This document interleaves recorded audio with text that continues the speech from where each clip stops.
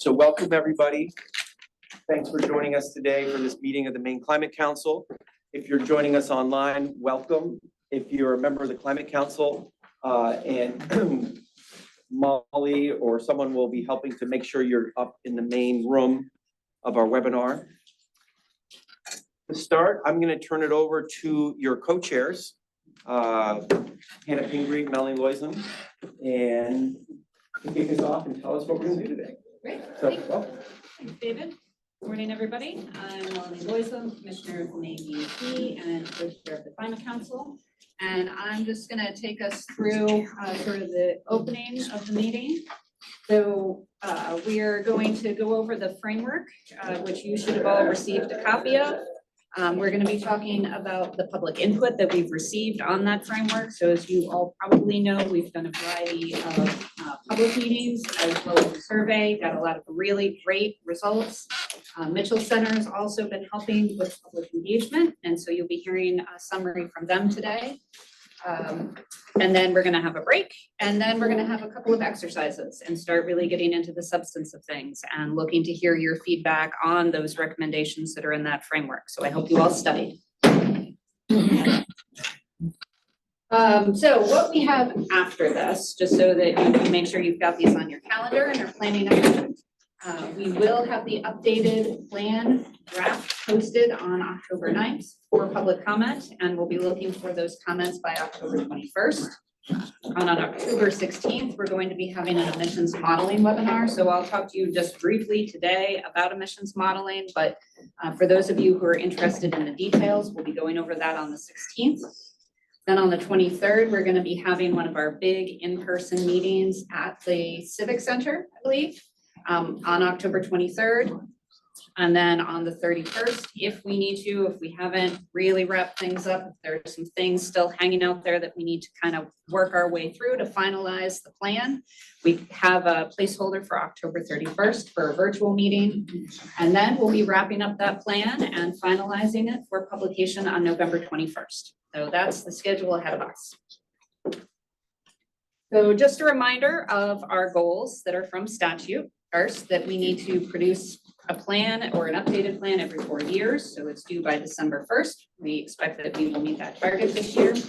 Again, a reminder, what we're doing this time is an update to the 2020 plan. So we're not starting from scratch. You'll see many of the recommendations are new, and some are carrying forward, and some are not being carried forward because of things that have been accomplished. For emissions reduction, our target is to achieve carbon neutrality by 2045, and then to reduce gross greenhouse gas emissions 45% below 1990 levels by 2030, and 80% below 1990 levels by 2050. And while we do all that, we need to ensure that many people, industries, and communities are resilient to the impacts of climate change. So a reminder about what our emissions inventory looks like right now. You're still seeing that the vast majority of our emissions are coming from the transportation sector, followed by our residential sectors. So when we look at the emissions modeling, these are some of the areas we're going to need to be focused on primarily for how we'll achieve the emission reductions we need to meet our targets. And so again, on the 16th, you'll see the details of the modeling, but what our consultant is trying to do is what we did last time around for the last plan is take the recommendations we have, translate that into estimated emission reductions. So a lot of our recommendations in the framework now are focused on resiliency, but we do also have many that are about emissions reduction. So they'll generate a combined estimate of the effect that all those recommendations will have and whether or not it'll get us to our target. And so in October, when we have those results, part of what we may need to talk about is how we adjust those recommendations so that they do put us in line with the targets. Hopefully we'll be right on track, but if we're not, we may have to make some adjustments to make sure that we're planning in a way that'll get us there. And with that, I'll turn it over to Hannah. Great, thank you, Melanie. Great to see everyone. Thank you all for packing into this room. I think we said this, but we have coffee and snacks out there. Sorry to those of you online, but if anybody else needs them. And I think all climate counselors have a seat. So thank you for all packing into this room and being here, especially on time. So I'm gonna just talk a little bit about very extensive public input that we've gotten. We're also gonna hear, as Melanie said, from the Mitchell Center, that we've really gone deep to make sure we're hearing from folks that don't always have access to the Climate Council process. But I again, just wanna thank my team. Can everybody on the GoPIF team raise their hand?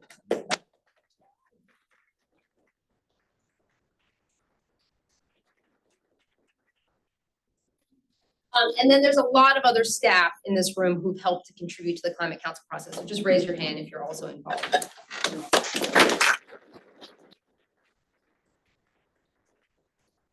As we came in, Ivan Fernandez said to me, did your staff use AI to come up with all of these results and put this framework together? And I will say, no, they did not use AI. We just have AI Molly, who's actually over there. And I will just say that a ton of heavy lifting happened. I think we saw you all in June. Many of you were there. We talked about all the strategies that came in from the working groups, hundreds of hours of work, produced pages of strategies. And then we spent the summer sort of boiling that down to come up with the high level strategies that we're going to talk about today. I think a lot of our conversation is going to be what we heard from the public and what the Mitchell Center heard from the public about these recommendations. So just sort of huge highlight of some of the numbers. We had over 1,000 people respond to a survey. Obviously, surveys are the easiest thing for people to get everywhere, but not everybody wants to take the time. Not everybody is interested in filling out a survey. We engaged 357 people through in-person events. I will say Abigail on our team, where's Abigail? Engaged herself 1,100 young people, most through in-person meetings, but also through online forums, making sure that young people were really engaged in the Climate Council process. And as you'll hear from the Mitchell Center, they had another 69 community meetings and engagement sessions with varying underrepresented groups. So just to remind you, we had a webinar a couple weeks ago, and if you forgot about it or couldn't attend, you have a framework sitting in front of you. This is the framework of strategies that we are operating on today, that we are putting together in to help put together Maine Won't Wait 2.0. So if you haven't looked at this yet, please do. This is where we want the Climate Council to engage. You'll read a lot more details in the coming weeks about all the words that are under these strategies, but this is the sort of document that if something big is missing, this is the start today of the conversation about what's missing. So this framework is what we took from all the working groups. They did tons of work, came up with lots of strategies. We boiled them down and came up with this framework. There are pieces like in material management and waste that you'll see actually ended up in a variety of different strategies because they are sometimes related to energy, sometimes related to land use in communities, sometimes related to something else that I've now forgotten, but they are all now in this framework. So again, if you missed that webinar, you can go back and watch it. It's fascinating. Melanie and I did a great job, but this is also posted online. So if you're watching online, this is available on the Climate Council's website at maine.gov/future. But we're going to spend a lot of today talking about what we heard from the people of Maine about the framework and the strategies we've put out there. I think Melanie and I will probably not do full service to every comment but we will try to hit on the themes. I'm not going to read every word on these fantastic slides, but we're going to share this with you all afterwards. I'm going to give you some time to look at it. And I think what we're trying to represent is the kinds of themes and comments we heard from people around the state. I think you will hear regional differences. You'll hear some high-level themes. We heard a lot about people just trying to access these programs, not fully understanding the programs. How can they take advantage of them? We heard a lot about public transportation, and I know the Mitchell Center did as well. So there are a couple of themes that will come out, and I think our challenge today as a Climate Council is to think about the themes we're hearing, think about this framework, and sort of determine, is there anything more we can do to add emphasis to those areas that we're hearing a lot about? So again, there's all these stars for the places we actually went. I don't know, some of you were on the Climate Council in 2020. You will remember we had a very grand strategy to go out and hear from people all over Maine. And of course, the pandemic hit and we were not able to do that. We did online surveys, but we were not able to talk to people face to face. So it has been, I think, a lot of fun to go out and hear people in real life. I will also say the GoPIF team with a couple of their state government staff actually spent a lot of the summer going to fairs and festivals. Here's Abigail and Molly. I don't know where they are at that event, but they went to, I would say, every Yellow Star is an event that they went to where they just were hearing from people who were just walking around enjoying summer. People walked up, what is the Maine Climate Council? What is this all about? So they had lots of conversations with, I would say, people who don't always talk to us about climate action. The other stars, the red stars are where we specifically went out and invited the public. Presque Isle, Bangor, Ellsworth, Lewiston, Portland, and Biddeford. So we did public meetings at all of those locations, and then we also held one online session.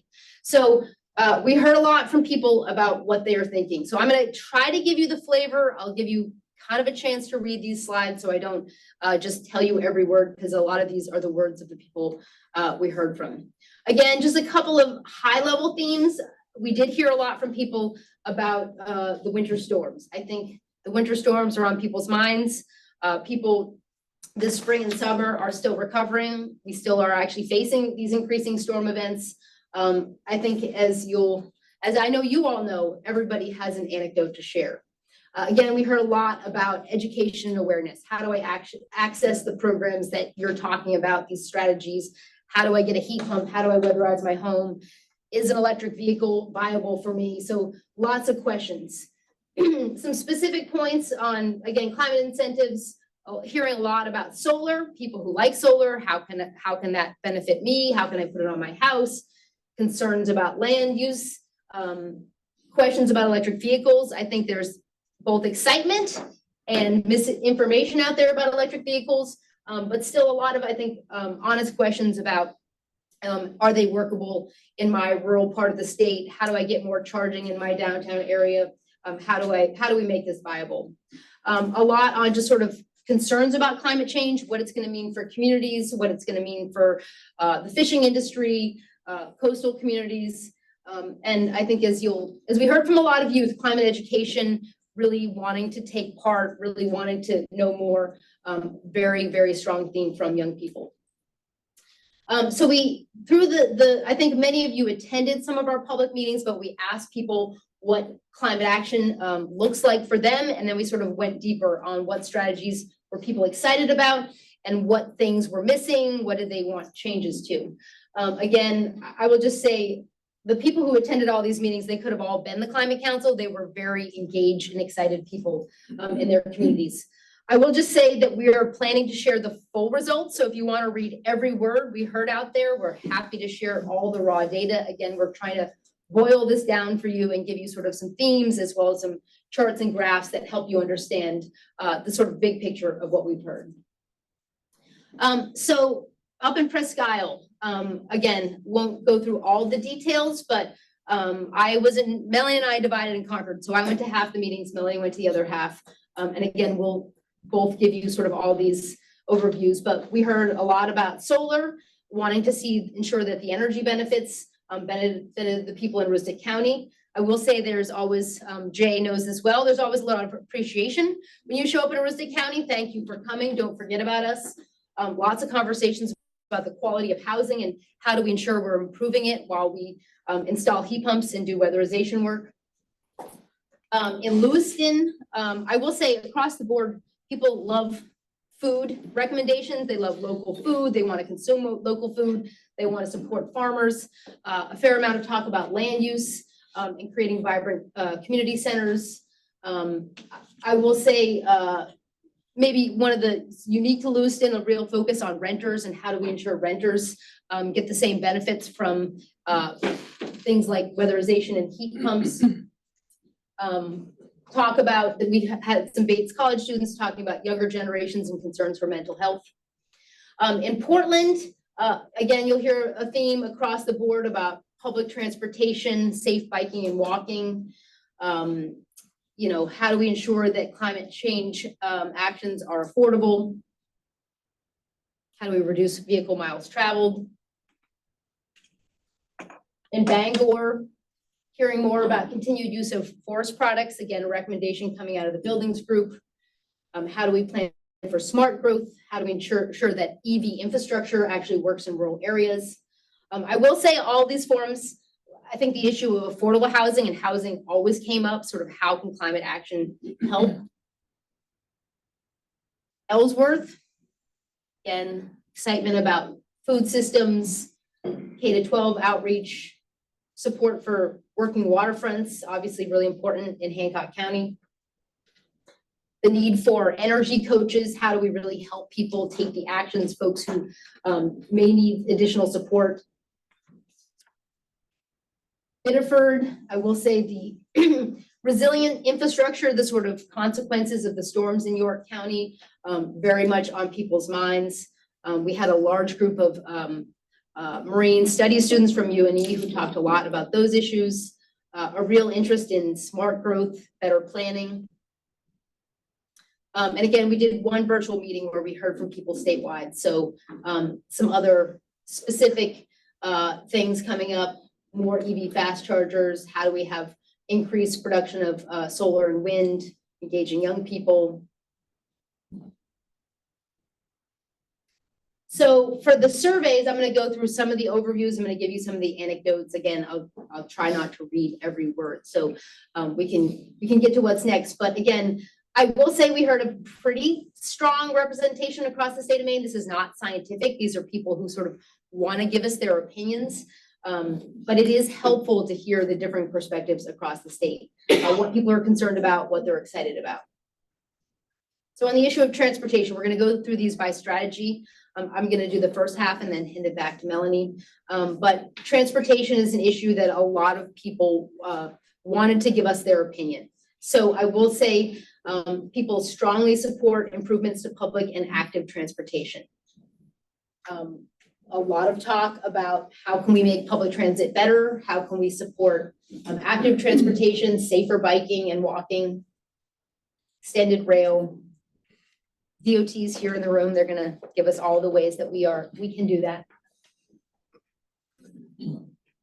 EVs, I think it's probably no surprise to people in this room. I mean, EVs are a sort of top strategy to reduce our emissions, but there's a lot of I would say need for education. People who have heard about them still aren't sure if the range would be adequate for their commute in Maine. They aren't sure if they'll work in the winter time. So I think there's I would just say a lot of information needed about how EVs could work in Maine for people across the state. The issue of affordability of EVs, how do we ensure that that folks who are low income could access them?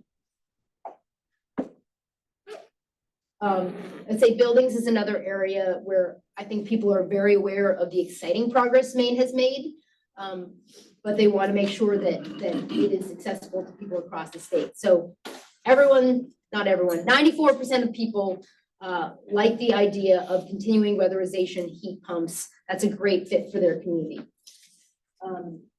Renters especially excited. I think that's probably helping to make the point that it's important we ensure that renters see the benefits. Obviously, there's a lot of talk right now about electricity rates, so ensuring that they are affordable as we make this transition.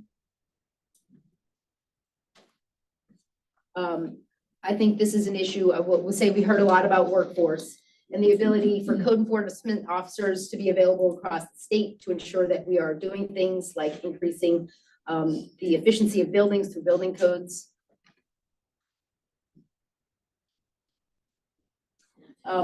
Again, a lot of talk about affordable housing, ensuring that affordable housing is highly efficient. And we heard a lot about green schools and municipal buildings, a lot of support for the work we've been doing through the Community Resilience Partnership, the new program the state is launching around green schools. Actually, we have our new green schools director here, Glenn Cummings, so welcome. 86% of our survey respondents think it's a good fit. Good place to start. And again, I mean, I think we often talk about the co-benefits, so the air quality in schools being a benefit of upgrading HVAC systems. Transition to clean energy, lots of energy and interest in this topic. I think the first recommendation of the energy working groups, the idea that we need to manage and decrease energy burdens. Obviously, folks thought that was a very good idea. 87% of people thought that was important.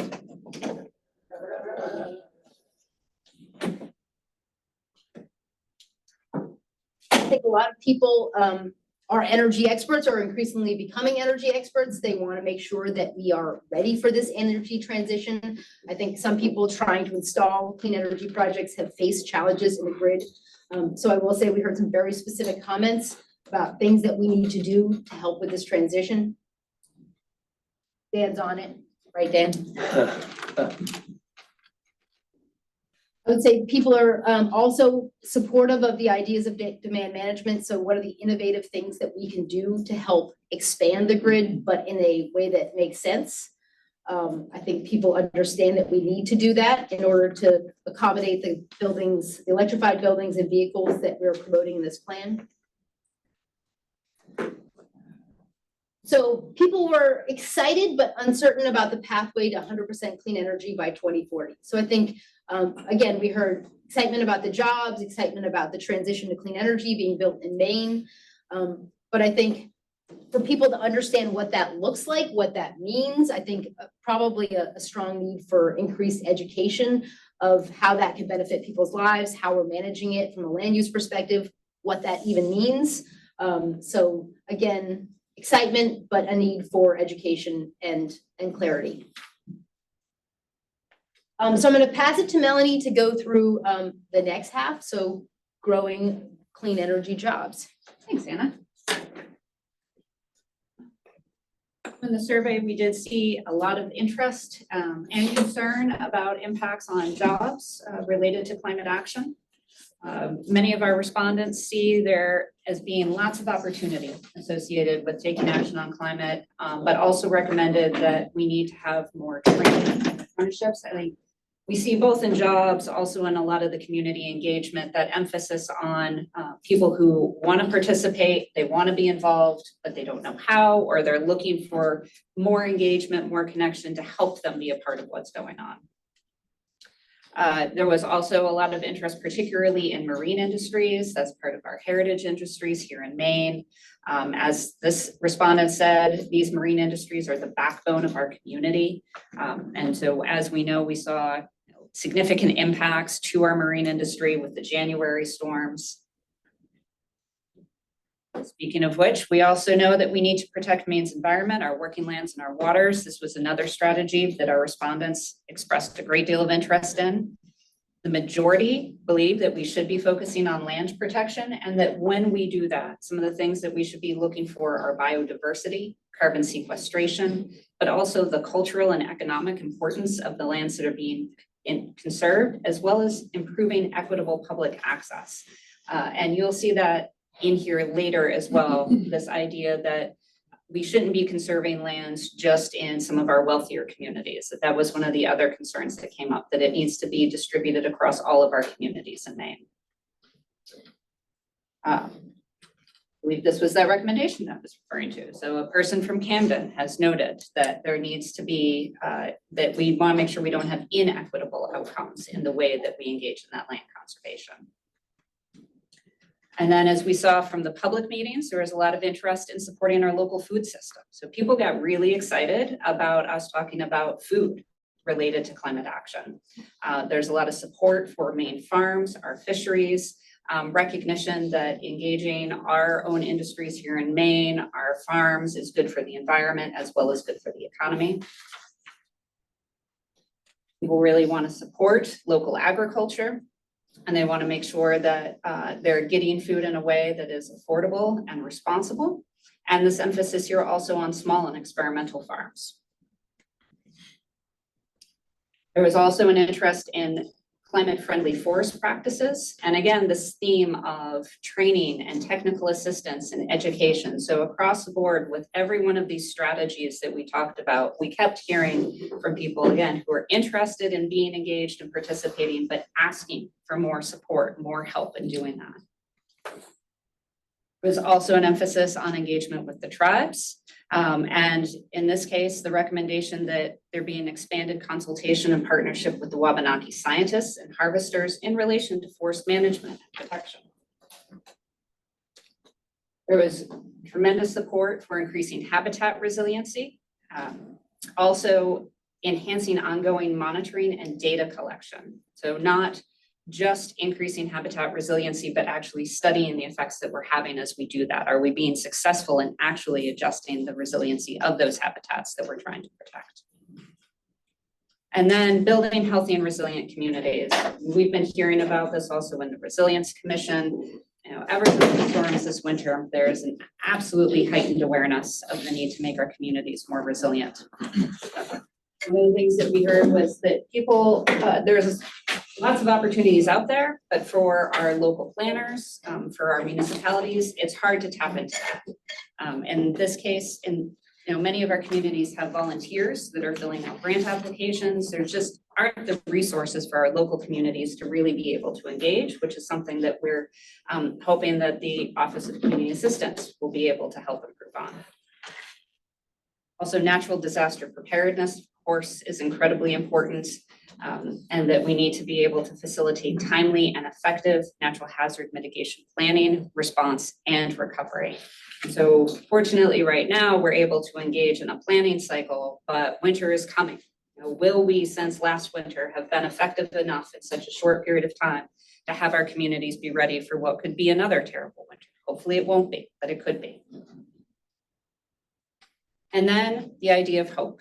So while we worry about being resilient, we also want to make sure that the strategies that we're putting in place with the plan are fostering hope, which is something that we've talked about with the council. And we definitely heard from respondents that's something that they believe in and they want to see included in our planning process.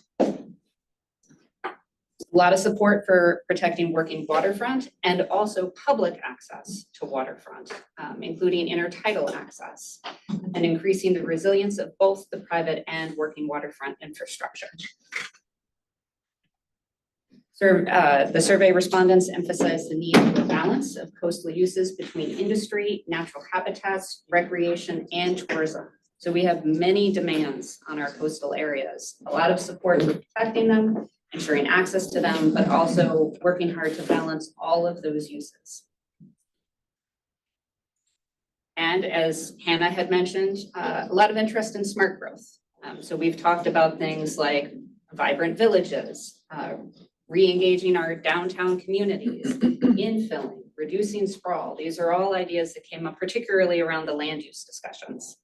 Now, those are ways to reduce emissions, increase community resilience by having people be closer together, having your services be there, as opposed to being all spread out and taking up things like the farmland and the forest land that we want to be conserving. And so respondents were excited about ways to reduce sprawl and protect our natural lands and farmland. And one of my favorites, of course, was that people were excited to talk about materials management and how that was connected to climate. I will say in the public meetings, it was really interesting. As Hannah mentioned, in different locations, there were definitely different areas of interest. And for those of you who did not participate in the public meetings, one of the exercises was that we set up tables, and each one of the strategies had a table. And so materials management had a table. In some towns, nobody sat at that table. Were you there, Melanie? I was there for one day. But then in Ellsworth, we decided to put trash on the backside of the little card that was on top of the table, and lots of people sat at that table. So it was really good to get out across the state and see sort of the diversity of interests and how they do vary depending on your geographic location. I'll turn it back to Hannah. All right, I'll just do the last couple slides. So this is sort of the big picture strategy, and I will say that engaging with Maine people and communities is what we were doing in these public forums. I think these strategies are about how do we ensure that more people are involved. It's where our climate core recommendation was last time around. It was where we talked about how we encourage climate education. But I would just say, I think most people that we talk to don't disagree that this is important, especially important for young people who are concerned, who want to know what they can do, who want to learn about climate science. So lots of interest in this strategy. Again, lots of interest in climate education in schools, especially from young people, but from people, I would say, across the age spectrum. Person in Hartford, let's make sure students learn about the improvements being made to their schools. So how do we make sure that people are connecting the kinds of actions that are happening with what we can do on climate action? I'm going to highlight just 2 slides that Abigail put together. Again, she did a Herculean effort and had this goal of engaging at least 1,000 young people. And she surpassed that goal. Again, she talked to a lot of people in person. She went out to schools, high schools, middle schools, colleges, and had conversations with young people about what they were concerned about, what they wanted to see happen. So again, lots of interest in materials management. I don't know if young people called it material management, Melanie. I think the idea of recycling, composting, I know that's something a lot of young people undertake in their schools. Interest in clean energy, a lot to talk about concern for mental health of young people broadly, but how climate is impacting it. Interest by young people in affordable housing and transportation strategies. Again, high climate anxiety, but real interest in the hope of climate opportunities. How could they make a difference? I would say some very specific, again, things about retrofitting climate-friendly improvements. Again, we talked to a lot of young people who are climate experts. They had very detailed things. They're exactly the kinds of things that folks on this climate council are talking about. Abigail just yesterday did the last forum with a group called Just Me, which is part of Just Us, which is a rural organizing organization. They did a forum last night, and these are some of the specific themes that came out of that forum. Again, focused on rural youth. So again, public transportation, folks feeling frustrated, unable to get places from where people live in rural communities. A lot of excitement about local foods, energy efficiency in public housing. And then I think you will hear this a lot from the Mitchell Center, but ensuring that the voices of young people, of marginalized people, are involved in climate planning, not just on a one-time basis, but an ongoing basis. So with that, we have time for some questions. We do. Okay, we have time for some questions that David will help answer. I think we're doing a little bit better on time, so I think we may give more time to the Mitchell Center that may need it.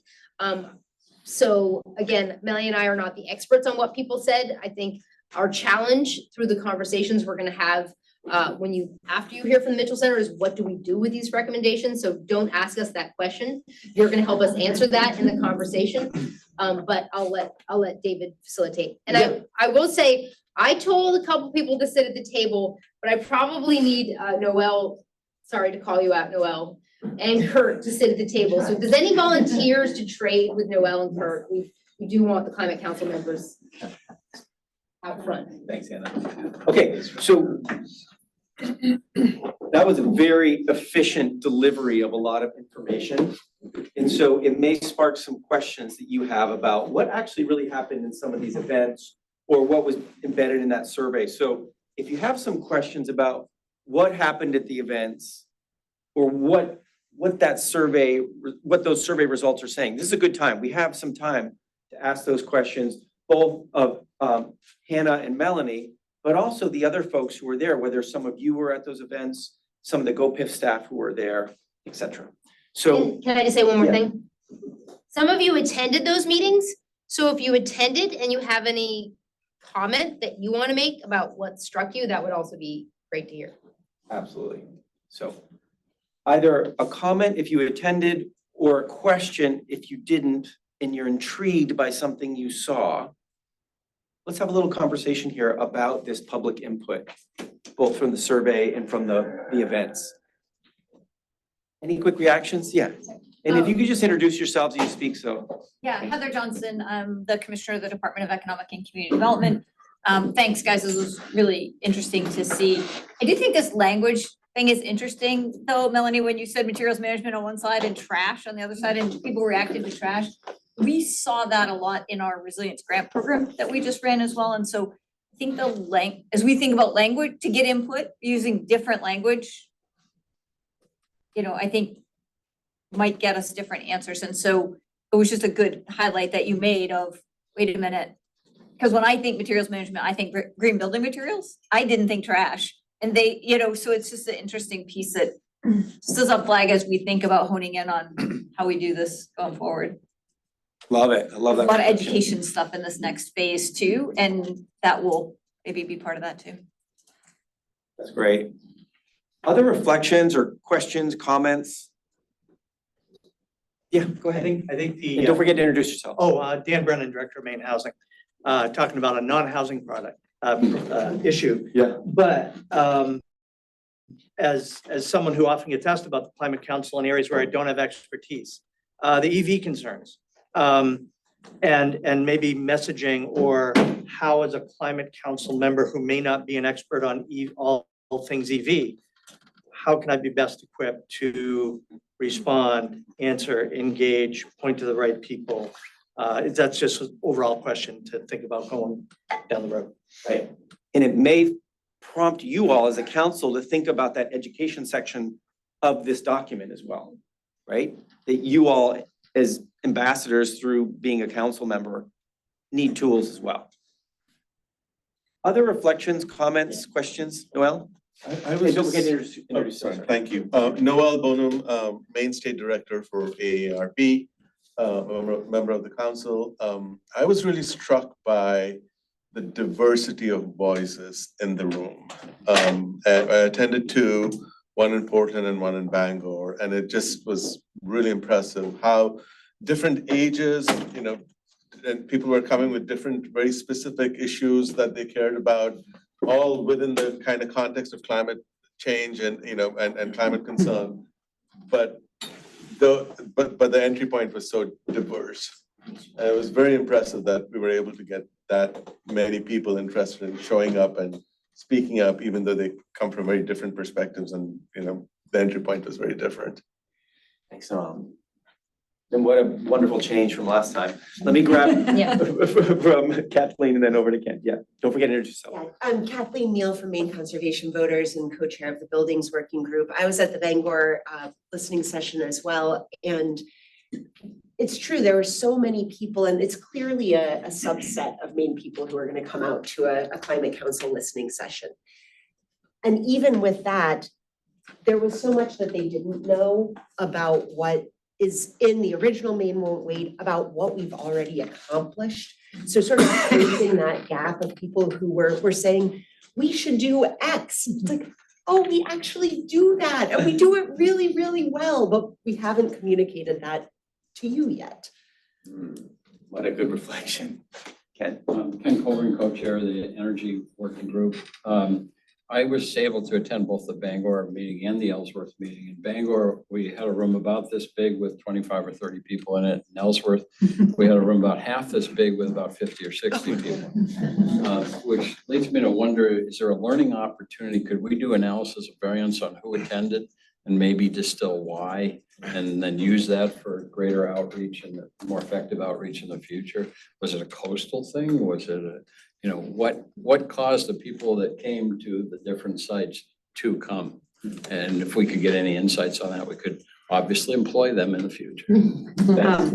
Having been at the Ellsworth one, I would just note that the local legislator had apparently done some outreach on her own and let a lot of people know that the meeting was happening. So I don't know how much that happened in some of the other locations.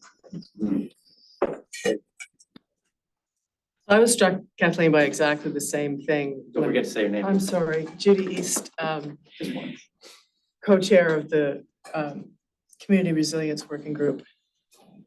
I was really struck in the slides, and the same thing that you were by, and in conversations that I have just with colleagues and friends, the lack of awareness. And maybe I think, oh, I'm so immersed in it, it surprises me, but it's a really good reminder about that need to communicate. And then, I mean, if it was in Ellsworth spread by a local partner, that seems like a good thing to encourage and do more of. So it's those networks of communities of community of communities that can get that word out further that I think we should focus on. Beauty. Let me grab Kurt in the back, yeah. Yeah, just Kurt Brown, Ready Seafood, also a Lepsherman from Cape Elizabeth. Piggybacking on that and other comments, Abigail and I were at Portland, Melanie, you were there too. I was really impressed by the youth attendance at that particular event. And I was really excited to see a familiar face walk in, and I couldn't quite place where I knew that individual from. And we started talking, and he was like, "Oh, you came and spoke at our high school last year." And I was like, "Awesome, I'm really glad you're here. Like, how did you know about it?" And he's like, "I just found out about it yesterday." And how do we do more PR to the younger generation to get them more involved in this? And I think if there's a strength of this group, it's outreach to the younger generation. And we've done an amazing job at that. But how can we continue that? And how can we reach more younger people? Because their involvement and their participation is so key in this process. And I think leveraging networks within this room, I mean, we're all, you know, we have kids in schools, we have this, we have that, we can make that outreach effort on a personal level and get there, you know? Thanks, Kurt. Yeah. I saw a hand. Volunteering. Yeah, that's Yeah, great. no, absolutely. Jump in the back. I'm Chris Stark from the town of Surrey.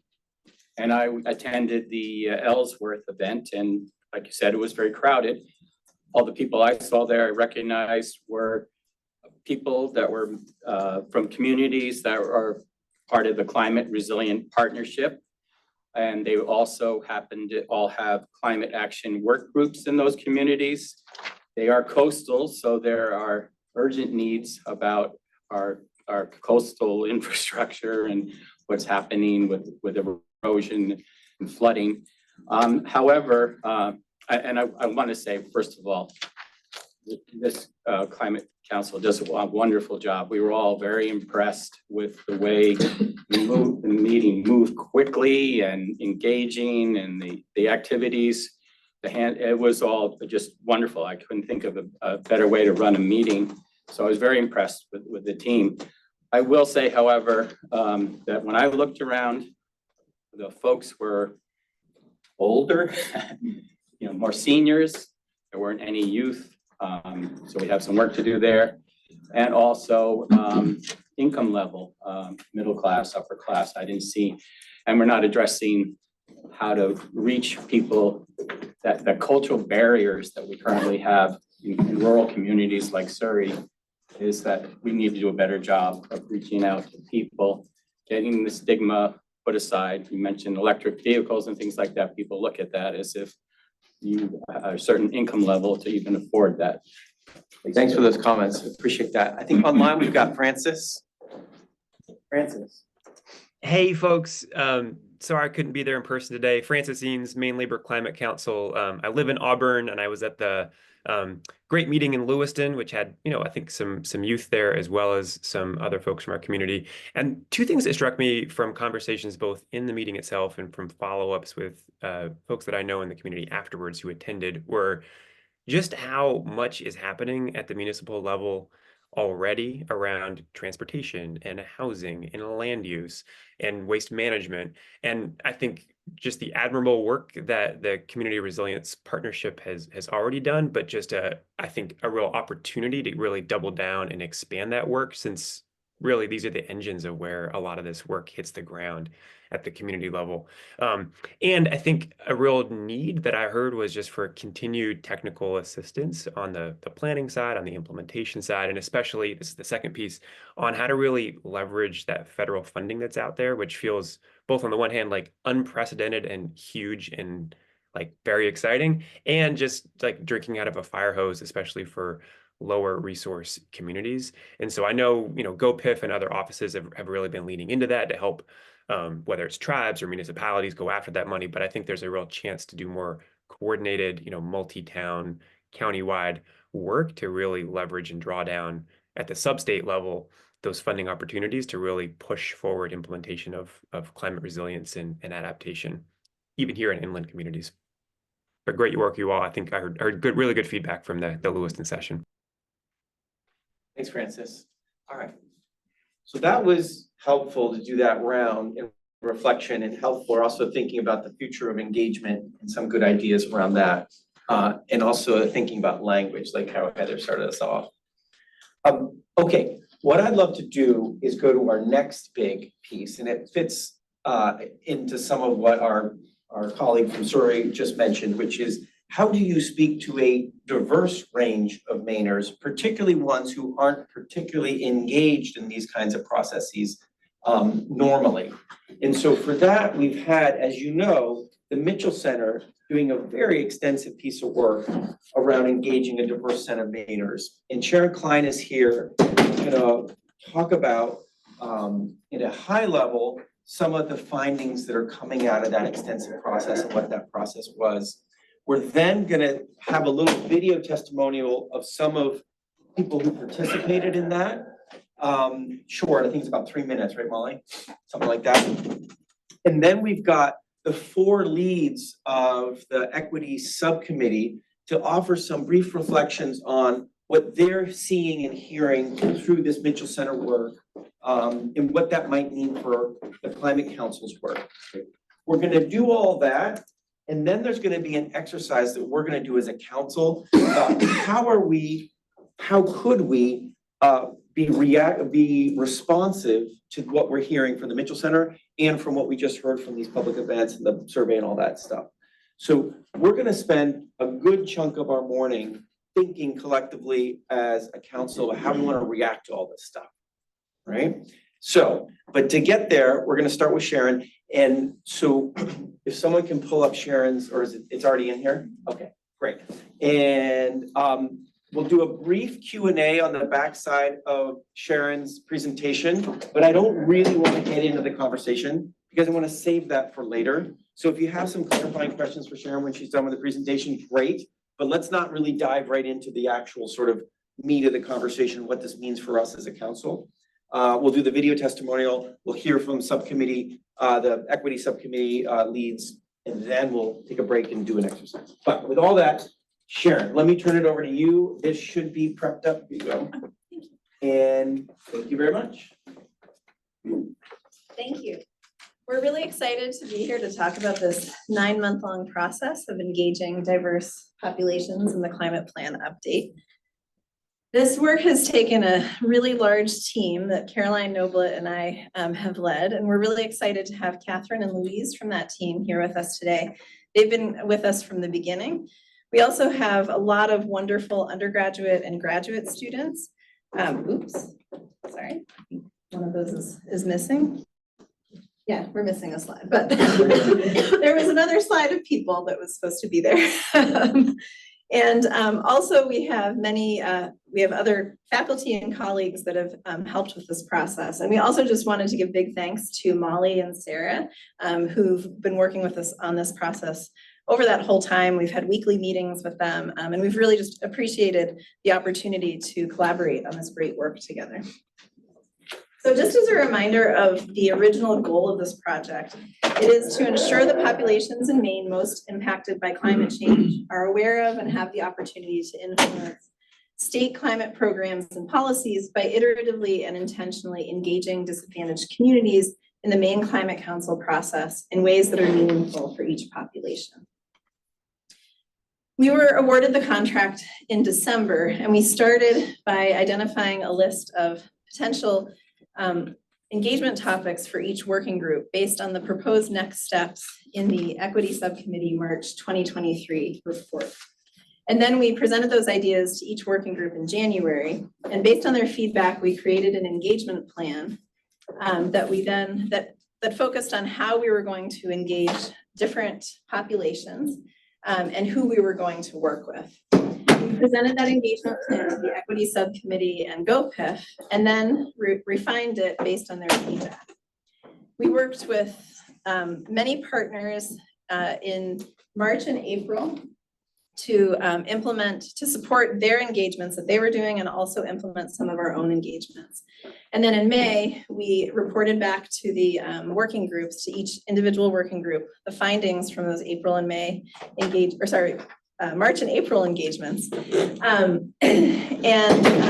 Then throughout the summer, we also continued supporting the engagements that our partners were doing and some of the engagements that we were also doing. And we are in the process right now of preparing a comprehensive report that we're going to deliver to the council in October. So the original request for proposals for this work included a list of potential populations to consider. On this list originally was tribal communities. We heard early on from our Wabanaki partners that it was not appropriate to include tribal communities on a list among other populations like this, given their unique history and status. So when we brought these concerns up to Molly and Sarah, they were very understanding and supportive of removing tribal communities from the list and supporting navigating Wabanaki engagements through a different path. Our Wabanaki partners stressed the importance of government-to-government dialogues that respect tribal sovereignty. So we intentionally do not include information about the planning priorities and concerns and goals of Wabanaki nations because they indicated a strong preference for direct communication from the state to Wabanaki chiefs and tribal councils about that topic. We worked with 21 partners and supported 69 direct engagements from March to August and reached over 2,000 participants with those engagements. And you can see here a map of kind of our round 1 and round 2 engagements and the different partners that we worked with. I know some of the partners are in this room right now, and it's so great to see your faces. We also implemented a statewide survey with the support of our partners in trying to get that survey out to the populations that they work with. And we reached 568 people from the different populations that you see listed here, mostly disadvantaged and rural communities, older adults, people with disabilities, and low-income households. So we have a lot of data from all of this work, and we're going to present as much of that as we can in the comprehensive report we deliver to you in October.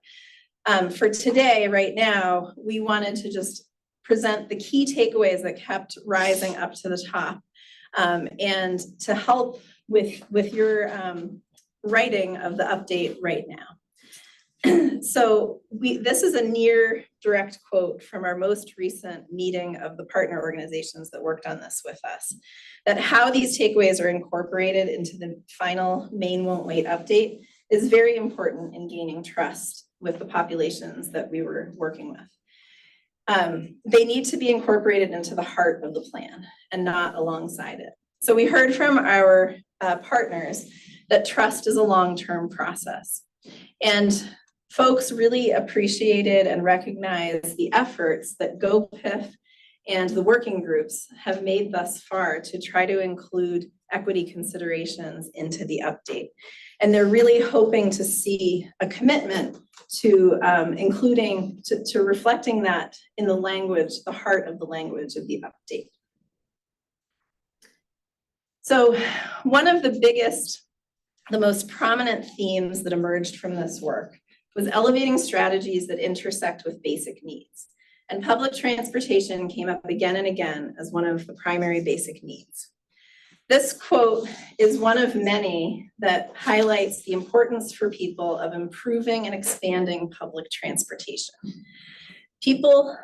Many people expressed that they felt that public transportation was hidden or not prioritized in working group recommendations. They were generally supportive of electrified public transportation. However, they had serious concerns about passenger electric vehicles. People who live in northern and downeast communities do not see electric vehicles meeting their transportation needs. especially with the existing charging infrastructure and the fact that a lot of charging stations charge more than what they would pay for electricity at home, and they're already worried about high electricity prices. People also had a lot of concerns about the upfront cost. A lot of people can't afford a car at all, much less one that they feel does not take them where they want to go and is going to take a lot longer to fill up. And they're worried might strand them in a storm. People also brought up concerns about fires from batteries and about the environmental impacts of lithium mining. There were also a lot of comments just expressing distrust in new technology in general and concern about options that they need not being available, like all-wheel drive, which is available. And so that's kind of highlighting this need for education that we're going to talk about. But again, all-wheel drive does reduce efficiency and increase cost. So one participant summarized these concerns in this quote: "Offering financial incentives to purchase an electric vehicle is a challenging way to address the climate change challenge. Or community members struggle to make ends meet, so taking out a loan for an electric car that costs several $1,000s isn't the best option. Electronic public transportation is the most equitable way to combat climate change and lessen mental health issues in places as some people are already experiencing hardship. Giving away free electric automobiles is another option, but that is not likely to happen."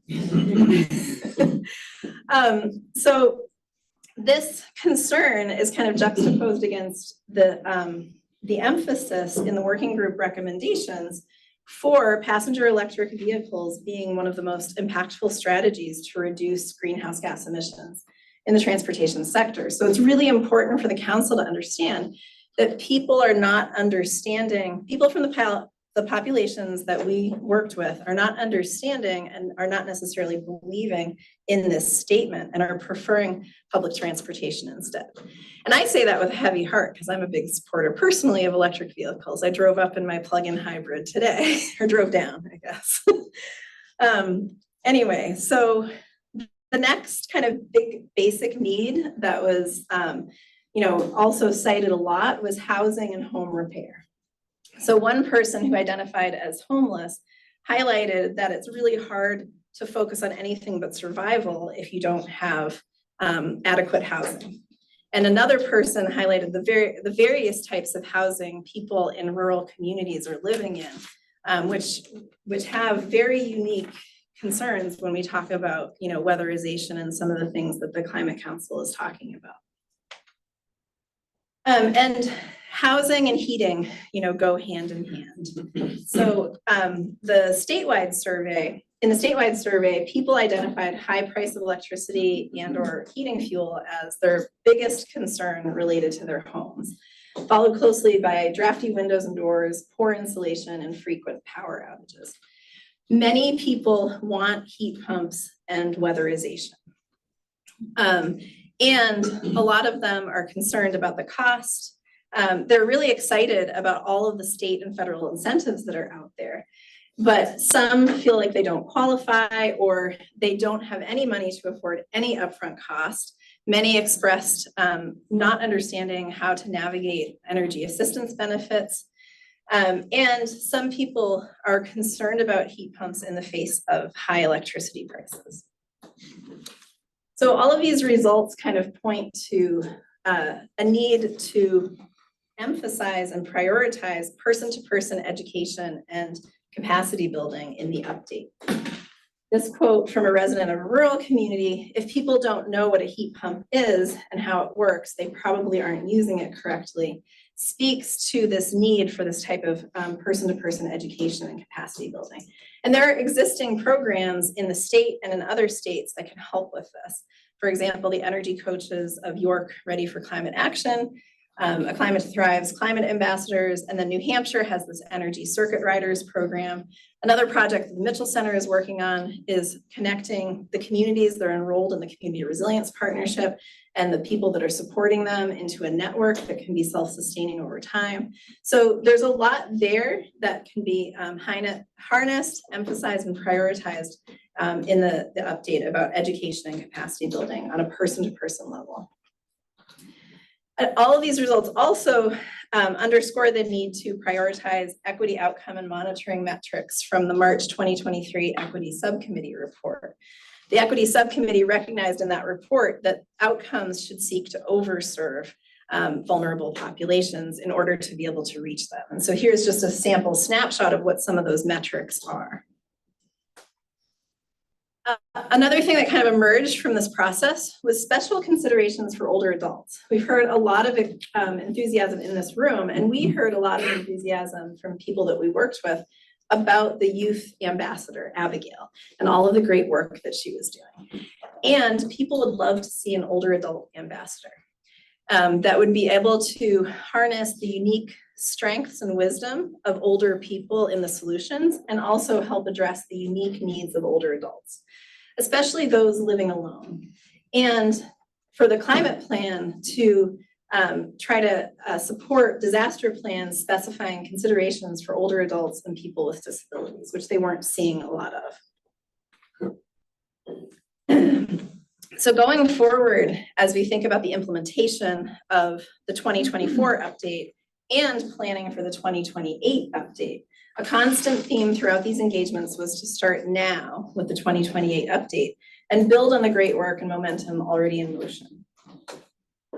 There was a strong desire to implement a poverty-centered funding and capacity building plan. Even with all of the great incentives that are out there right now, there was still a strong call for more funding. That all of this, the solutions that people want, the intersection of basic needs and what will be helping with the climate plan and the work that needs to happen on the outreach and education, all will take funding. And so there was just a strong call for funding and for centering poverty in all of the aspects of this planning and implementation going forward.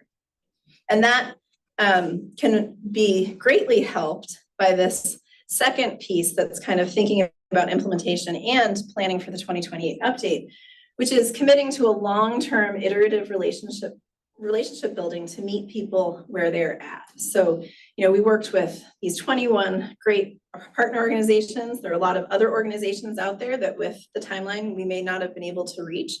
And building on that momentum and so that we can work with those partner organizations to meet people where they're at. People recognized that GoPIF and the working groups and this work and the Climate Council are making great strides in terms of understanding how to address procedural and distributional equity. And there's a lot more work to do to make sure that going forward, climate action truly centers these equity concerns.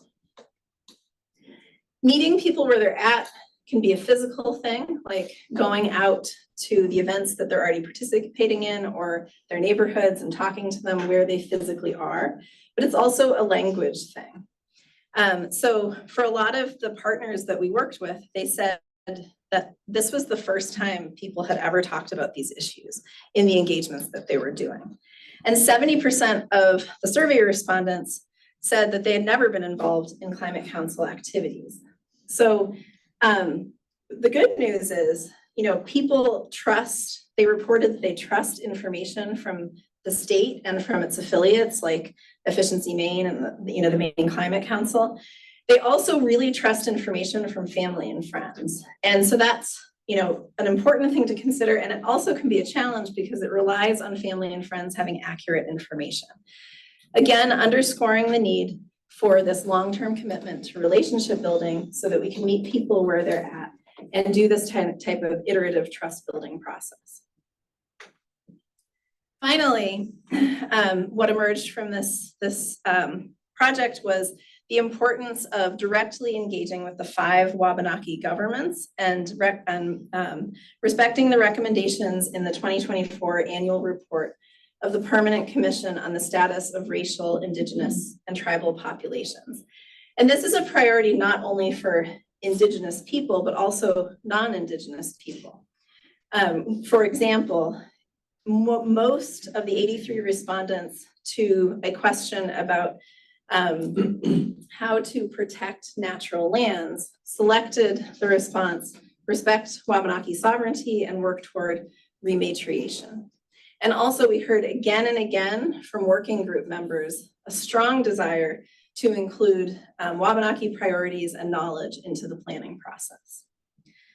So with that, I would just love to thank again all of you. Thank you for all of your hard work. Thank GoPIF for all of their hard work leading this effort, and all of the people and funding sources that helped us along the way.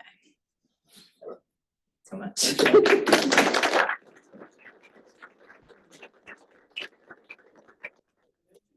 Absolutely have some time for a quick Q&A. If you have questions about some of the details that Sharon just shared, this is a great time to do that. So I'll just offer that up. Any quick clarifying questions, something that didn't make sense? Michael, don't forget to say your name. Michael Stoddard at Efficiency Maine. Can you say anything about, you had some statistics there at the end about the number of respondents and things like that, but can you see, I'm not gonna go into any specific one. I'm just curious, can you share anything about the statistical significance of the responses you got, or is it not that kind of a survey results and other results? Yeah, we have not, with the vast charge for this project, we have not had a chance at this point to test for statistical significance in any sort of comparisons or trying to build a model. But right now we're kind of, and we were asked by multiple people to kind of focus on high level themes and quotes, but we're considering how much of that we can include in the comprehensive report that we present. At some point, it'd be helpful to hear how when we're out talking to other people, how should we characterize this? Is it, what do we call it? Is it anecdotal? Is it high level themes? Some way to be able to pass on to other folks when they ask us, what do we take from this? I'm also happy to kind of help ask Caroline to respond to this as well. I think, hi, Caroline Noblet, University of Maine School of Economics in the Mitchell Center. I think there's a couple of things we can think about. So the data that Sharon shared, as she noted, some of it was more qualitative, right? The meeting with people where they're at are amazing partners. And some of it was more quantitative from the survey that the Mitchell Center engaged with. And so from when you see our cumulative report, you're gonna see quotes from people, right, reflecting that qualitative data, but you're also going to see a lot of descriptive statistics from the quantitative data. And if I'm hearing your question correctly about like, how do we talk about that data? I think it's important to sort of say, this was really focused on those populations that were listed. And so we had a great comment earlier about needing to reach out to those people. We had great presentations from Hannah and Melanie about the populations they engage with. We don't have a way of saying, how are our people the same or different than the ones that Hannah and Melanie talked to? But I think it's important to say both groups were included. Is that helping to answer the question? Yeah, I think that's a really important foundational piece, but I also can imagine that as this plan goes forward and all the report goes forward, we're going to find ourselves in policy discussions with policymakers, and they're going to say, well, how many people said, oh, okay, I heard that anecdote. I got that quote from the Mitchell's report, but is that representative of, 75% of the public, or, how do you characterize it? And so I'm just, as it goes forward, it would be helpful to get that kind of guidance. And I think we will find a lot of that information in the report, because what we try to do is we say in a lot of areas, this question was asked on the survey, and these are the number of respondents that we got. And some people said this, which kind of highlighted this concern. If it's appropriate, I heard one of my partners, Tora, saying that she might be able to answer a little bit about this too. Yeah, a little bit more about the, speaking to the significance of this study. One of the things that I've noticed is, so there's a concept in social science and qualitative research called saturation, where you ask the same question of a bunch of people in a qualitative research study, And when new information stops arising, you've heard, pretty much heard it. And it was really striking how across the partners in our reporting, how the common themes were repeated again and again among multiple studies across multiple sort of geographic areas of the state. So very much the high level output of both the survey and the public engagement and focus groups and so forth. I think we can be pretty confident about those as being representative of the concerns. That's not a statistical measure, but that's, the standard in qualitative research. Thank you, Tora. I also saw Hannah was trying to say something. Yeah, well, I was just gonna say to Michael, I mean, I think the whole point of the Mitchell Center's work was to engage with folks who we don't normally hear from. And I think surveys and the sort of quotes and the statistics sort of speak to that. I mean, I think it could be a climate council broader question. I mean, do we want a poll of 1,000 Maine people and which support which policy? I think that's a different question. So this is not like a sort of representative sample of what all Maine people think. And that obviously would be a different exercise that we could contemplate. And I know Efficiency Maine and looking at Efficiency Maine and DO2, and sometimes we do those kind of surveys to just understand what people broadly know. But this was really meant to help represent perspectives that are not showing up at our public meetings, are not aware of this process broadly. I wonder going forward, if one thing that would be helpful for the council and everyone is if there's like a little paragraph that says, this is what it is, right? That gets a little bit to what you're saying and says, we worked with 17 partners and did in these kinds of engagements around the state, and we pulled qualitatively some big themes, and this is what they're are. So it would give everyone here that sort of core set of talking points of this is what it is, and this is what we heard. So maybe that's a way to go forward, is to have that little paragraph that everybody has. Judy, and let's do a couple more, and then I want to hear, we've got a cool video of a testimonial, so let's do these hands and then we'll finish up. Yeah. So thank you, Sharon. I felt that this really dove into these issues in a way that is really moving the dial forward from where we tried in the first round. So I found that super helpful. Also, there were some slides where I was like, wait, are we gonna see these slides? Yeah. They're gonna get posted. Good. We'll hopefully post them during the break. Okay, And so they'll excellent. be online, and if they're online, they should get posted up. If not during the break, immediately after the meeting. Okay, thanks. A few more hands, yeah. Glenn Cummings, 2.5 days into being Green Schools Director. Just a question about whether your final report will look at impactful statements that can kind of counter or move people along on the spectrum. So when we're talking about the number of concerns around e-vehicles, are there particular things that you'd field tested to see whether we could, what were the most effective or impactful ways to move people along that continuum, and maybe things to avoid? Did that come up in your work? We didn't actually, that wasn't part of the project to kind of strategically test measuring messaging or other, interventions.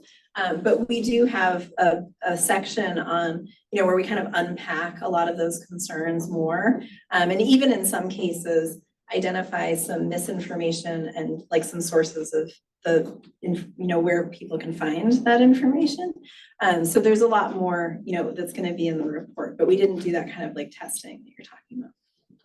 There were some more hands. I don't know your name. Melissa. Melissa, sorry. I'm Melissa. I'm the ag representative to the Climate Council. I'm just curious if you're able to share who some of the partner organizations that you worked with, like what those organizations were. Maybe I missed it, but. Yeah, and it was in this, in this, which may be hidden by the podium, I'm not sure. And so they're all listed here, and we have more information in the report about that work as well. Great, thank you. Dan? Well, I was just gonna ask how you're thinking about Dan Burgess Energy Office and Energy Co-Chair, how you think about the events that were happening at the time when the survey was being done. And I'm thinking about it from an energy resilience lens. A lot of the work was during these storms, was during, energy costs are declining from prior highs, but they're still high, and just kind of how you're thinking about what's happening globally as you help us frame this when you're doing this outreach. So the work of actually engaging people really started in March. So the winter storms had passed, and I think we did see, we didn't have a lot of time to talk about that here, but we do see, like, when we talk about the community resilience section, and the report kind of goes like working group by working group. We did see a lot of people reacting to those winter storms and talking about this need, for different supports related to that. So there is more in there about that. Yeah. They did just some of these other themes kind of, as Tora so aptly talked about, kind of rose to that saturation level that we wanted to highlight. Let's do one more question. I think Ken, you had a hand up, and apologies if I missed somebody else's hand. Yeah, thanks. Ken Colburn, Maine Climate Council Energy Working Group, again, co-chair. Sharon, I'm really appreciative of this work because you and your team, I think, have added a there to the concept of equity that has previously eluded us. Some of that's well summarized in there, your 4 distributional, procedural, so forth, categories. One that keeps plaguing me or disturbing me is that many of these sugar off ultimately to be economic equity or economic issues. We talk about the most vulnerable and we talk about the most impacted by climate change, but we don't have a most impacted form of equity. And I wonder if there's any way we can start on the basis of this foundational work, getting our arms around that in the future. A good example is electrification. The more electrification we do with more renewable resources, the better off we'll be from a climate perspective. So those who are most impacted and most vulnerable to climate change will presumably be better off. But how that resonates in the public is often, have you seen electric rates lately? So how do we square that circle?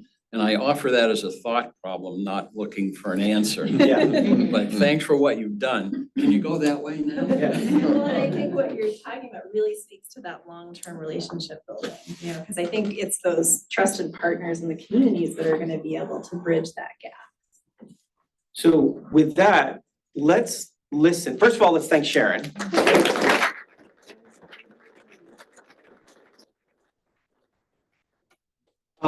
Now, if the tech gods are with us, we're gonna listen to a little video, sort of 3-minute testimonial with some of the folks that were part of this work with the Mitchell Center. So I'll just stop talking and let that happen. Okay. So, here we are. Molly is.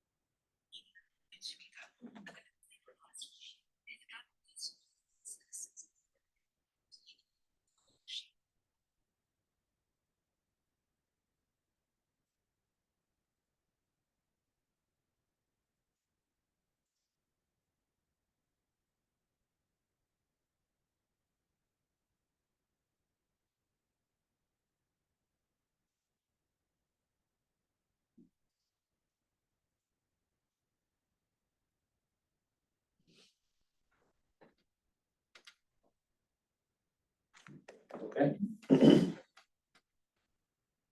right, so those were some voices, some, you could call that raw video, but it's good, right? We're getting some voices. The next thing we want to do before we take a break is we have folks from, who are the leads in the equity subcommittee, who've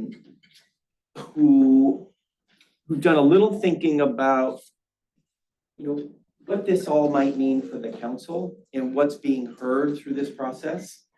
Noelle's here in the room, and we've got Ambassador Bryant online, and we've got Amara online as well. And Dr. Ba online, fantastic, okay. So we've got all four folks. Noelle, I'm gonna turn it over to you to sort of kick this off, and then you maybe invite your colleagues online to contribute. And we'll do this for 10 minutes, 15 minutes, and then we'll take a break. That sounds good. And then we're gonna come back and do an exercise among all of us about what we're hearing. But Noelle, over to you. Sounds good. Thank you. Again, a big thanks to the Mitchell Center for all the work that they did. I think tucked in all of that is the amount of time we gave them to do this work, and they did a tremendous job considering we gave them very little time. I'm sure a few of you, cringed a little bit when they're already suggesting we look at 2028 for a plan, knowing how much we've been working on the current plan, but at the same time, I think that the time factor there, I think, is really critical, something for us to really consider. And I know that every working group here has been working really hard, and I'm sure there were weeks when you felt that you were working full time for the Climate Council and not so much for your regular jobs. So a big shout out to everyone who's done the work. And I think what we're trying to do, and we've done something similar, the Equity Subcommittee, we've had tons of meetings, early morning meetings, extra meetings, last minute meetings. But the purpose behind that is to really provide guidance to the Climate Council itself and things to consider, particularly when it comes to equity. And the good thing is what we've heard from the work, going back to someone's question here around how is this different, or are there kind of similarities? Having been at a couple of the hearing sessions and the report from the Mitchell Center, there's a lot of synergy there. There's a lot that's common in between their report and what we've been hearing in the community. And that's, there's great alignment there. I think we have an opportunity here to kind of really look at, we've heard some really raw, real stories here, not only in the video, but also some of the quotes that they've mentioned and highlighted. And that's kind of speaking of our need to kind of really look at this and say, how can we improve lives while we protect the environment and while we protect people from undue financial burden, right? I mean, how can we do this through the climate plan that we're putting forward? I think that really, and we've heard that from the presentation, that centering equity in all the work that we do, not only in our internal processes, but externally as well, in terms of how we deliver the resources that we have available. I think it's kind of coming through that. Another one is also elevating the needs of marginalized communities, vulnerable populations. And whether we're talking vulnerability from the economic perspective, like Ken brought up, or whether we're talking about older adults, however they're coming to the conversation, however they become part of a vulnerable population, how do we elevate that, and how do we create access, right? I mean, the kind of conversation earlier between trash and material management was so poignant, right? Like, I mean, how are we creating access for people to even understand and lean into what climate change actually is about, right? And so creating that access. And then how do we create policies that improve, programs that improve the lives of people and really kind of address what is coming our way because of Climate Council? How can we kind of do things proactively?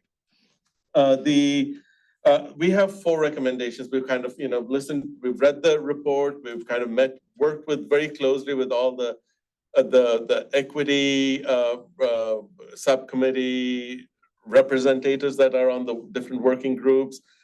We've kind of, reviewed the report, and we've kind of gathered some input from the listening sessions as well. And we have, broadly speaking, we think there are 4 key opportunities for us to consider through this work. The first one is, poverty. I think that's kind of pretty clear in all the stuff that's emerged so far, that poverty is something we really need to keep at the core of this plan, and how we address the challenges, the barriers that are caused because of poverty and that economic vulnerability that we see across the state. And how do we really kind of, build equity through that and by creating access to people, that are experiencing poverty. The second is that we're recommending the council commit to internal and external resources to sustain relationships with community-based organizations. I think we cannot, as a climate council, cannot do this without the folks who are actually working directly with people on the ground. They have, some cases they've had a very long relationship with those communities. In other cases, they might be newer organizations, but they have a much more intimate relationship that we can never dream of achieving by ourselves. And I think keeping them close and working with them and involving them as partners in this work, I think would be another recommendation we consider kind of, including in the Climate Council plan. The third one is education and outreach. Going back to stories like, like Judy's story around people saying, why is this not happening? And for us to say, this is happening already, right? And there's a big gap in terms of, there's a lot that still needs to be done. Granted, there's a lot we still have to do, but if there are things that are being done, people don't know about it. And that's because there isn't enough education.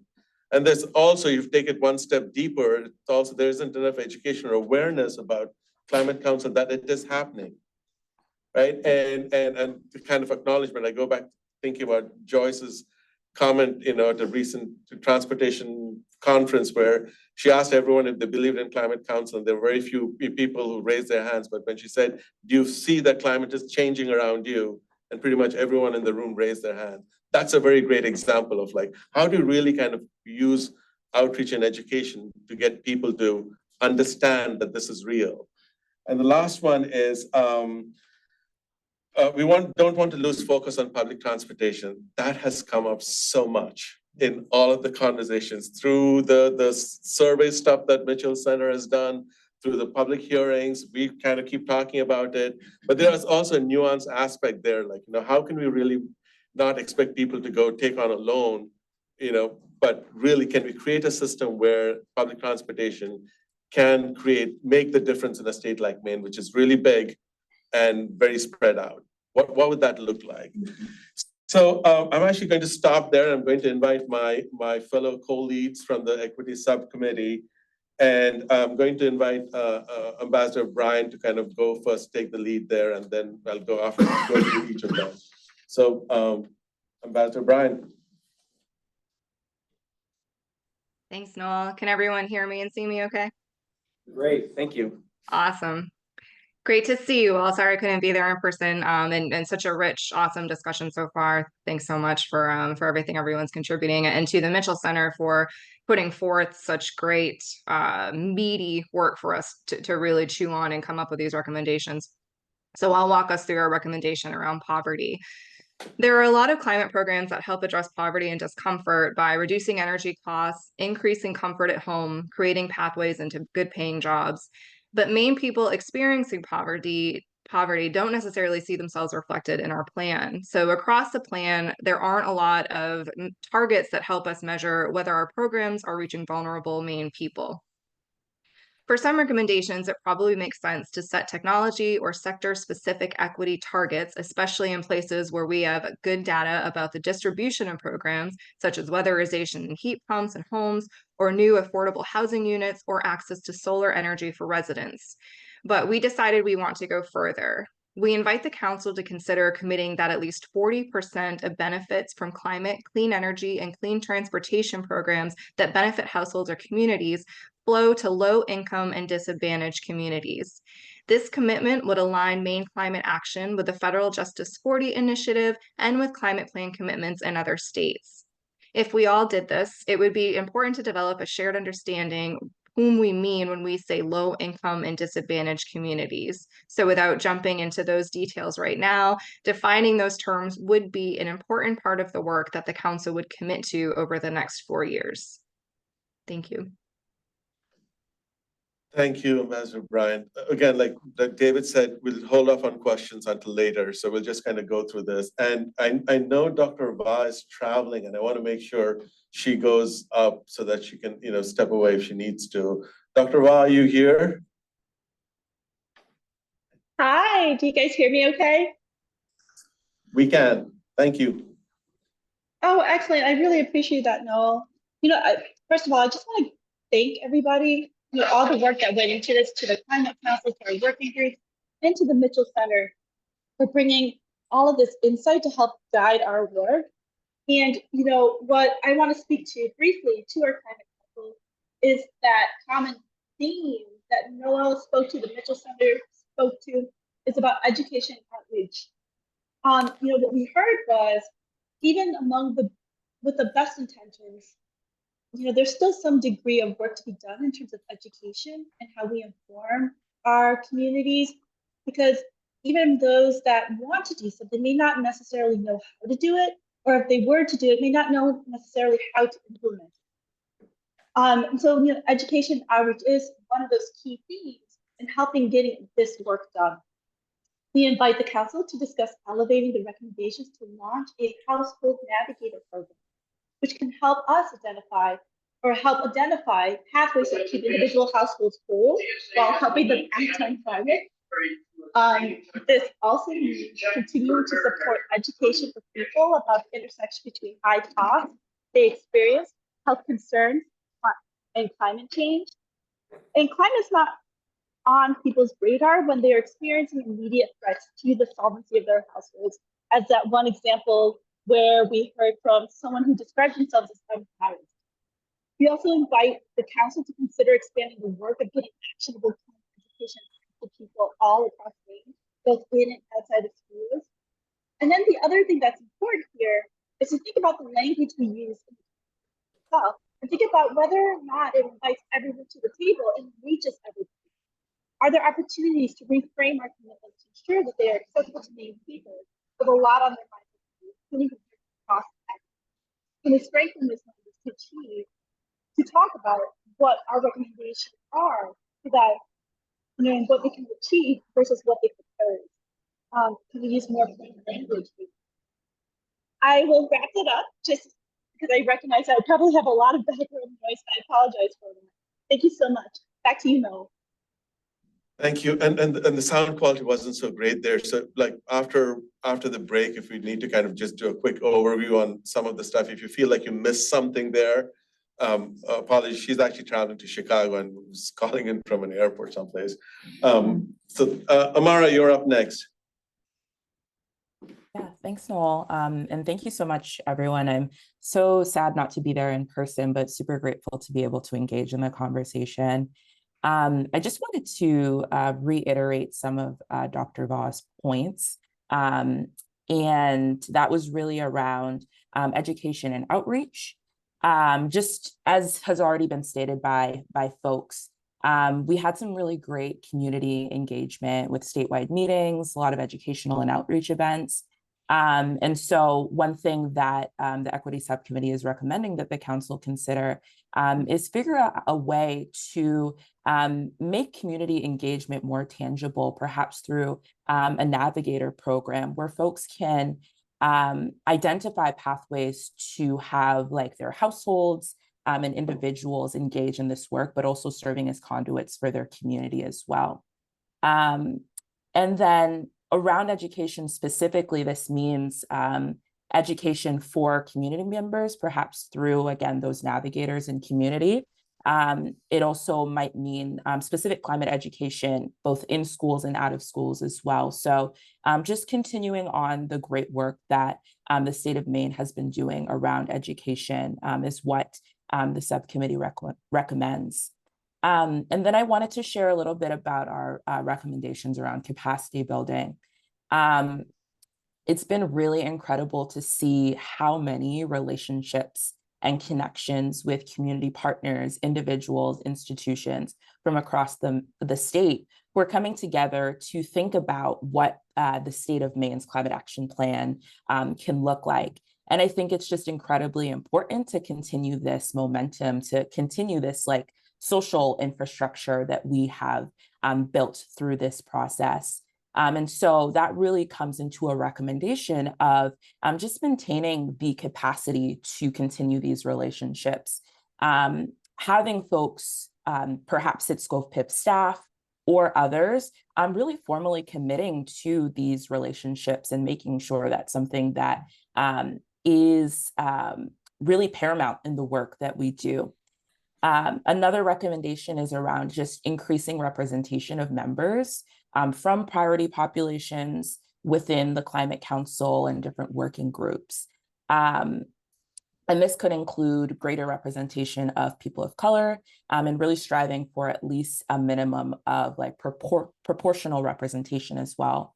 And the last thing to add is increasing direct participation of people, especially those most vulnerable, in program design and implementation conversations as well. Thank you.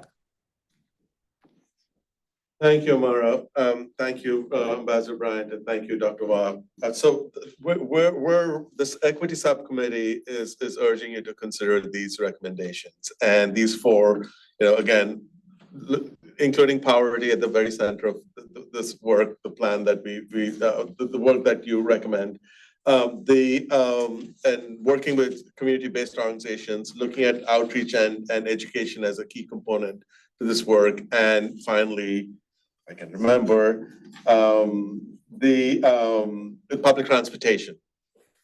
And I think for us to be able to do this, to kind of put ourselves in the shoes of those who are kind of have these unique needs, and again across the spectrum, not just being able to think what it might mean for an older disabled adult who might be living on some kind of life-saving equipment, energy costs, cost burden, what would that mean? And the flip side, I heard someone say in the Bangor listening session, someone talk about charging anxiety. We have such few chargers across the state and that they don't actually go that far. And she's always kind of living with this charging anxiety as someone who has an electric vehicle. So, I mean, just being able to put ourselves in the shoes of people who were kind of really putting this together for. So we'd like to leave you with a few questions for you to kind of do some of the work. And those questions are, and I'll read this slowly, what additional commitments or targets should we establish to hold the plan accountable to serving priority populations? So, and when we do the breakout groups, and as you kind of even go back later into your working groups, please consider these. How can this plan better address costs and commit to keeping households whole throughout this transition? How can this plan address a continuing role for voices of impacted people in climate program implementation? How can the council reach more people with education and programs? Are there ways that we can adjust our language to help make our plan more clear and more accessible to people? Thank you. Thanks, Noel.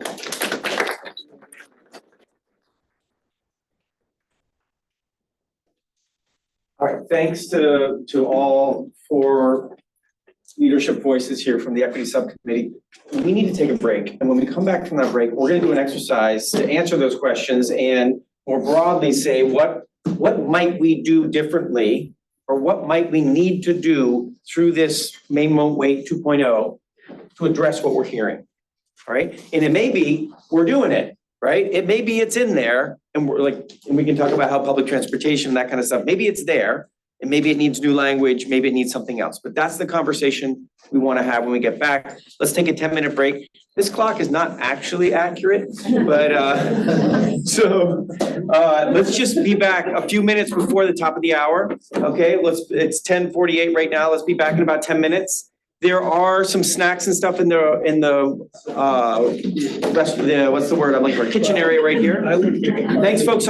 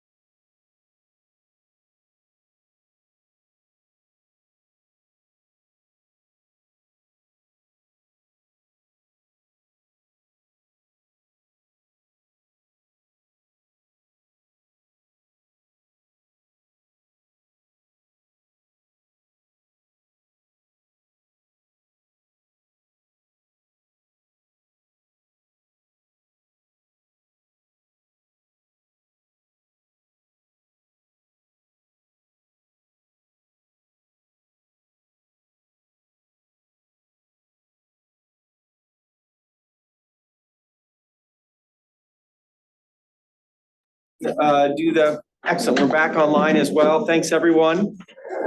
Okay. So the rest of this meeting, until we finish up for lunch, is all about having a conversation amongst you all as a climate council, thinking about what to do with this input you're receiving, both from the public and things that Hannah and Melanie talked about, and then what the Mitchell Center talked about and how the equity subcommittee reflected on all that, right? So now we're gonna have the conversation. We're gonna have two chunks of this. One is a little exercise, and each of you has a little sheet in front of you, so we'll get to this in just a second. So we're gonna do this little exercise, first using the sheet. So it'll be really centered on what we're hearing from the Mitchell Center and the public stuff. So that's round one, we're gonna do that. Then the final conversation we're gonna have is anything else that you all feel extremely strongly about that we're gonna need to have a conversation about as a climate council for us to finish up this fall in a really good place, right? So we're doing two steps. One's our little exercise that's really tied to the Mitchell Center stuff in the public. And then we're gonna have another conversation that's like, okay, anything else that is on your bucket list of like, we have got to talk about this before we finish up our work this fall, all right? So two steps, and then we're gonna finish up, I can't remember, we finish at noon or 12:30? 12:15, split the difference. Okay, great. So we've got an hour and 15 minutes to do this, and the idea is very conversational. So exercise, if you can pull out this little sheet that you have. We're gonna do one of these exercises where my goal and our goal is to engage each of your brains on this, right? And hopefully your heart as well. And so the idea with this is spend 3 minutes by yourself answering this question, right? Now, I put on the screen with Noel, I took his final questions and we made a sort of abbreviated version of those final questions. So these are helpful guides. It's not the only place you can go. If you want to go somewhere else, that's fine too. But these are some ideas when we think about commitments and targets, right? When we think about costs, when we think about how we're including voices in the implementation of the programs, we think about the outreach and education. And oh, by the way, also in front of you is your Maine Won't Wait outline, right? Which has an outreach and education section, right? So are we getting that section right? And then are we using the right language, right? And thankfully, Melanie gave us that wonderful anecdote about materials management and trash. Right? I think all of us had this moment listening to Melanie say that, like, oh yeah, I get trash, right? Materials management, maybe, right? So language is going to be interesting for us to think about. Okay, so what I love folks to do is individually just sit with this. I have some pens, if anybody needs a pen, by the way. Just sit with this. I'm not going to collect it. No one's going to collect it. This is for you. Right? If you'd like to hand it over, great. But this is for you. Then this is what I'm gonna ask you to do. Turn to a neighbor, right? It's gonna get a little noisy for a second, but that's okay. Turn to a neighbor, and in groups of 2 or 3 people, don't get tempted to do like a big 6-person thing because you won't hear each other. In groups of 2 or 3, nobody gets left out, all right? Have a conversation about what you wrote. Compare notes. Did you go down a similar path? Are there some themes that you're doing that are similar? Or, maybe there's something very different, a different road you went down. So just have that conversation. I'm saying spend up to 3 minutes by yourself. And then spend up to 12 minutes, maybe we'll tighten it up even more, in these pairs or trios. Okay? Sound good? Now, online folks, this worksheet, maybe we can drop in the chat or something like that. You did. Okay, love it. So online folks, feel free to use your own worksheet. And if you are with us as a member of the Climate Council online, unfortunately, we're gonna go dark for a little bit here. We're just gonna turn off the mic for the next, call it 10 to 15 minutes while folks do their individual work and then do in pairs. We don't have a great way to do that online. So just bear with us for about 10, 15 minutes. If you're joining us as an observer, we're just gonna be quiet for the next 10, 15. And we'll be back whenever 10, 15 is. I get confused by the clock, that's not right. So we'll be back certainly by 25 minutes past the hour. Okay, Any questions, folks in the room? All good? All right, so takes 3 minutes. Your question, as you see it, what are specific opportunities to address our strategies, recommendations, or actions based on what we're hearing from the Mitchell Center and public input and the helpful framing that Noel and his colleagues from the Equity Subcommittee provided? Okay, I'll let you go.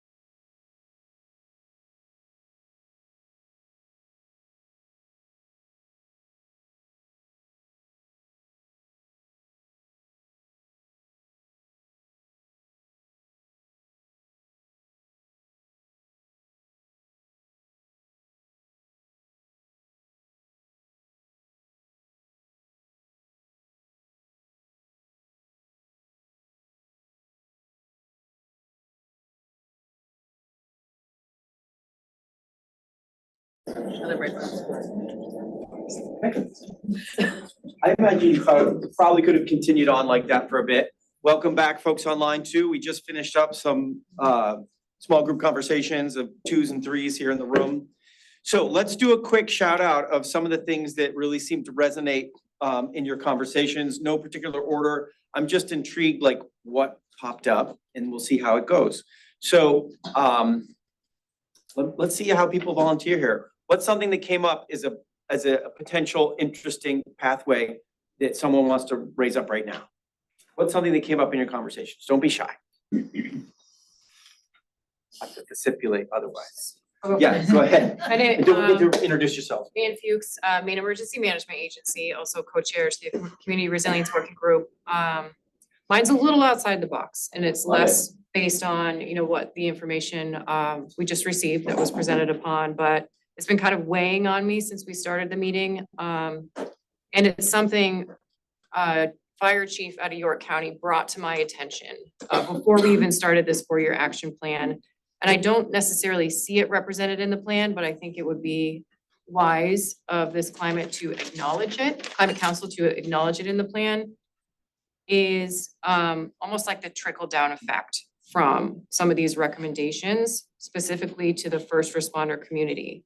So first responders, many will agree electrification is great, but what comes with that is an influx of electric vehicles, electric lawnmowers, electric weed eaters, chainsaws that our first responders don't yet necessarily have the appropriate training to respond to. And so from my perspective, I think there's a balance that needs to be maybe discussed and incorporated into the plan, because you don't want to scare people away from electrification, but we also want to acknowledge that we're cognizant that our first responders will need support in building out their resources and their capabilities to respond to fires that pertain to electrification. In my opinion, it's going to take one fatality, or it's going to take a number of families in Maine losing their homes to house fires for all of this to be negated very quickly. So again, it's a balance as to like how and where that might go into the plan, but I think that trickle down population of our first responders that will kind of be receiving the implications, and I say that lightly, of electrification, I think they need to be represented in this plan. Great. Just out of curiosity, did anybody else go to a place of first responders on this? Oh, great. Okay. Exactly echoing what Ann said, whether or not. Don't forget to introduce yourself. I'm sorry, my name is David Ledbeck, Resilience Working Group staff. Whether or not gas-powered vehicles are responsible for more fires, accidents, fatalities, or which they almost certainly are, people who are opposed to electrification can seize on one or a few very powerful headlines. And one of the narratives against EVs consistently is they burn hotter, longer, you can't put them out, et cetera. So showing we're aware of that and we're taking steps to mitigate that proactively, I think would be hugely beneficial, as Ann said. Great, love it. Just real quick. Real quick, I just want to add on, sorry, Melanie, but another thing with a lot of the electric devices rely on batteries, and we have to think about end-of-life management for those from the point of view of people working in transfer stations and waste facilities. Okay, great. All right. So later we're gonna have to put up my handwriting, but we'll talk about that in just a second. What's something else that sort of really rose up to the surface when you had your conversations, in the 2 of you right now, or 3 of you, 4 of you? Anything else? Don't be shy. We spent some time talking about public transportation, and Pat, I think we all actually live in rural areas where we're sort of thinking about like how we totally agree and believe in that, but how could we actually implement it and how do we think about it? And I think Pat was talking about some larger employers thinking about childcare and housing as sort of an opportunity to keep people closer to where we work. So I will say some of these strategies come together because rural public transportation is possible, but it's not easy to pull off. So I think it has to be creative and actually, so thinking about how would you partner with larger employers. Melanie was thinking about, you know, all the people commuting every day from where she lives to Augusta. So how could we kind of double down on places where people are traveling to think about some of those strategies? So in the public transportation space, thinking about the partnerships you need to have, being thoughtful about how tricky it is in a rural state. I bet some others talked about that. I see Kate, your hand's up. Well, it's just And building. don't forget to introduce yourself. Oh, sorry, Kate Dempsey, Nature Conservancy, building upon that. Looking at the recommendations, it made me think about really focusing on the what first and then the how. So the what on using transportation is reduction of vehicle miles traveled. Hannah and team just recommended an approach, which I think is awesome. And so just like we say, energy efficiency is the first step in reducing energy consumption, right? So how do we first and foremost reduce vehicle miles traveled? One of the ways is thinking about, we were talking about, well, I brought it up, so I guess I was talking about it. I agree. In rural communities, it's women and children who are most threatened by car accidents while walking a child to school. So what are the populations that, as you said, Hannah, there's like co-benefits. And I think, so just building on the co-benefits, the other thing I was gonna say earlier, so I'm gonna say now, is there's two things that like some of the recommendations made me think harder about, which is a lot of what we discussed is reliant on individual action and knowledge versus what's the system that we're trying to change again, that then allows people to participate in that as opposed to each individual having to try to navigate a really complex system. So that's a big, and then the last thing I said, and I think this fed into where Jessica started, is the conversation about language. Just an encouragement that there's so much research on this kind of language. Let's not try to figure it out ourselves. Let's use our resources to bring that to bear on any future public recommendation, public display of the recommendations. Yeah, we're not the first ones to think about the language challenge, yeah. Jessica, you want to add anything? Yeah, I was wondering, I'm Jessie Perkins from Bethel, Climate Council member. Wondering, have we contracted with a marketing firm to think about this really? Everything looks beautiful and, we're reaching out to lots of different types of people, but is there a way to take that next level of strategy? Coming from a marketing background, that can really be beneficial. And are we gonna be the ones to rebrand trash? Like, are we going to take that responsibility on? Because if so, we really have to own it. That's Melanie's problem. Okay, I want to stick with some threads and then we'll go to some different things. So one thread is the public transportation piece and this idea of the partnerships that could make it happen, right? And the co-benefits and sort of thinking about it in that co-benefit space. Language, we just talked about research and potentially being thoughtful with marketing. Did other people do some of those threads? Let me grab Hannah and then Michael. It seems like you're kind of almost wanted. Heather. We're on the same team, you go ahead. Okay. We did talk about public transportation issues, but one of the other ones that was over in this corner was concerns about electricity prices. And came through in some of the quotes from the Mitchell report. We're trying to persuade tens of thousands of fellow citizens, homeowners and businesses to change from the kind of fuel they've been using to electricity.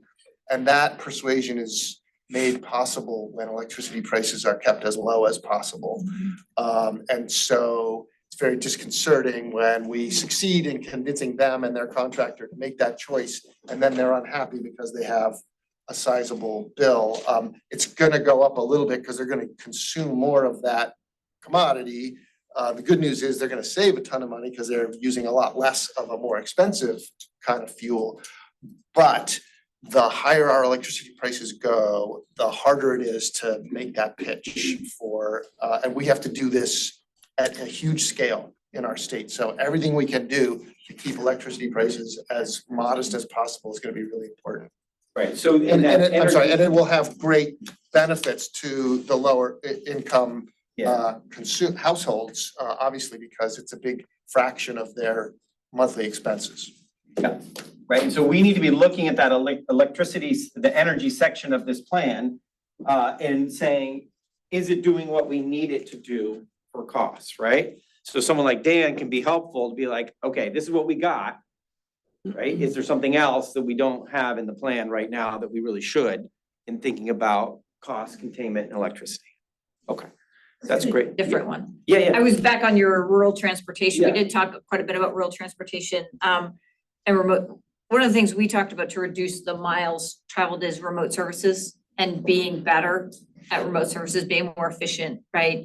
We talked about getting people to medical appointments and other things, right? How do you almost Uber public transportation in rural communities is one piece, and then how do you improve remote services so that people have to do that less? You know, food banks, other things, there are lots of other choices of ways to deliver that service that make it easier for the person who needs the service and has less climate impact.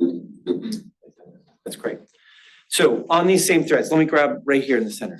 I want to change the thread. Okay, that's fine. Go ahead, don't forget to introduce yourself. My name's Stacy Brenner, and I am a senator from Scarborough and Gorham, and I'm a farmer. I'm sitting next to my farmer friend here, but I want to change the topic to food and agriculture. Sure. So thinking about the theme of deep interest in having more access to local foods, the way you do that is by making sure that we have retailers in the state that are consistently selling a high number of products from local farmers. Consistently, what we find is that retailers will create arrangements with farmers and then cut them off after a short period of time, not increase the cost that they're buying the product for, even though the cost for the farmer continues to go up. Farmers are extremely reluctant to speak out about it because they're worried they're going to get blacklisted by the handful of retailers in the state. But what consumers are moved by is convenience. And so if you're going to change the paradigm of local food consumption, you need to change the paradigm of market availability. And what is going to protect farmland is viable farm businesses, because a viable farm business is not in jeopardy of farmland being lost. And so we have an opportunity to think about those two things together, but I think we need creative solutions that look at pushing those retailers around perhaps the carbon cost of importing food. But if you could go to Hannaford and reliably get 10 or 15 of the basic products on the outside of the store that were locally produced, you would change things for farmers dramatically. So you've got a whole economic picture for rural communities that looks different when you have really viable farms that aren't competing with California, Florida for business. So, the figure that always comes up is $10 a week. If every Maine resident at 1.3 million people were buying $10 of local food for 52 weeks a year, that's $679 million into the local agricultural economy. That would be game changing for farmers. But you have to change it by pushing those retailers and inviting them in and asking them to do it. Hasn't worked. So we look at our plan and see, and when we talk about food in the plan in local agriculture, are we talking about this? Or are we not talking about it? Right? So let's look, and if it's not in there, how does it get in there? That's not on the screen. Excellent. Why don't I grab Chris then online? Chris, jump in, please. Hi, good morning, everybody. Chris Kessler, State Representative from South Portland. I'm also an energy auditor in my professional life. I just wanted to share my conversation with myself and I over here. As just sharing my experience, in the field doing my work, and also relating to the recommendation about meeting people where they're at. And I really feel like the findings really showcase the need for these navigators, so to speak, that can really, meet people where they're at in their homes, in their communities, that can really show them what's actually happening in their home, teaching them about their homes and teaching them about all of the good stuff that we're doing already in terms of incentives at all levels. So I really feel like that could tie into a deep canvassing kind of strategy that will get those people to tell their friends, family about their experience and how it's helped improved their lives. I see it every day. And also having a place where they can go online that is truly a central hub where they can start somewhere where they've got a need and get to the agency or program that is going to help them along the way. In addition, you know, a lot of these communities are distrustful of government because of cultural beliefs and political allegiances. And, you know, these folks are tuned into specific messengers that we as a council are largely disengaged with. And I feel like we need to, you know, still as difficult as it may be, have direct, purposeful, and active engagement with these messengers so we can move towards this cultural shift and finding common ground. Thanks, Chris. Really appreciate it. I see Rebecca Boulos also has a hand up, co-chair of the Community Resilience Group. Rebecca, Yeah, good go ahead. morning. Can you hear me okay? Yeah, you're great. So I just wanted to stay a little bit on that thread that Representative Kessler was just on. I was thinking about some of the discussions we had in our working group and some of the feedback that the Mitchell Center shared, and just really thinking about how we can increase our engagement and education about the work that we're doing and the opportunity to listen in places where people spend their time. So post offices, grocery stores, community centers, libraries, all those sorts of settings. And I know we're doing some of that, but maybe even doing more of it. And similarly, increasing engagement on social media, print media, TV, just other ways to share the work that we're doing, the opportunities for funding, opportunities for learning about your home, like he was just talking about. I just was kind of struck by the different ways that we could be engaging even more in communities across the state. Thank you. Thanks, Becca. Okay. I'm just gonna do something quickly, because we're gonna need to be thoughtful about synthesis. And maybe I could get some of the staff to spotlight this for a second. Again, apologies for my handwriting is definitely not a strong suit. But what I'm trying to do is just capture themes here as we go. Frankly, it's easier when we're online. I can do this on my laptop. But we started out with a conversation about first responders and the sort of uniqueness of this energy transition we're happening and sort of getting in front of some of the issues. And so getting that straight up. And also the reality of more batteries in our life and what that means about end of life for batteries. Then we talked a little bit about public transportation and the importance about partnerships that we heard about, the importance of really centering on co-benefits, and then possibilities around remote services, given how rural we are as a state. So there's some things around partnerships, co-benefits, remote services that we need to really test and see, are they popping, are they there? And if they're there, can you actually see them in what's being proposed in 2.0? On language, there was a comment like, hey, this is not the first time someone's talked about language. In fact, there's research out there about what language works around climate action. And then do we want to even go into a space of like working with a marketer and other folks, right? We talked about electricity costs is so foundational because we need to make this transition. And so is our plan clear enough about pathways for managing electricity costs? And we know this is something that's in the press and in the public eye right now. Local food, an emphasis on retailers and how do we work and more effectively perhaps with retailers in getting the kind of support we're looking for retailers. Like, is that in the plan? If it's not in the plan, how should it be in? And then we talked about meeting people where they are and the importance of navigators. And we talked about whether that's online or getting to the right messenger or like showing up where people gather, whether it's at the post office, at the fair, whatever it is. And really sort of leaning into that, showing up, being present, helping people navigate. Okay, so that's thematically where we've gone, and apologies if I missed a theme. Let me just check thematically, are there other things that folks feel really excited about? Judy. Judy East, co-chair of the Community Resilience Planning Work Group. I mentioned this when we were going over the draft framework, and I will articulate it further to the staff when I go through the chapter, but I'm concerned in the resilience recommendations, the use of the term smart growth. It is jargon, and it means different things to different people. The alternative is what, dumb growth? So it's alienating, it can be alienating. I've seen that in certain places. And I just feel like it's unnecessary because we even sort of say smart growth and then we parenthetically define it.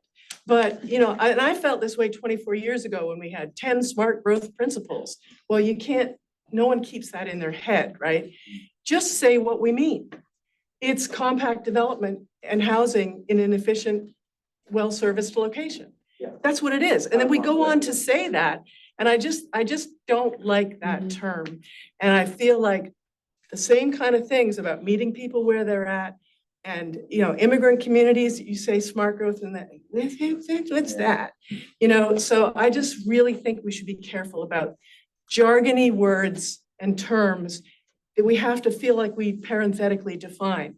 Yeah. Just say what you mean. Love it. And we may extend that to other things in the plan too, right? Yeah. We talk a lot about reduced vehicle miles traveled, but maybe that doesn't really resonate, right? Maybe we need to talk about it in different ways. Let me grab in the back here. Yeah. Sam from Department of Labor. We unsurprisingly talked about workforce in our group. Excellent. And I was really excited to see a new chapter dedicated to jobs and growing Maine's economy. We talked about the importance of both those being good jobs so that people see a pathway to earning high wages, and also thinking about the young people.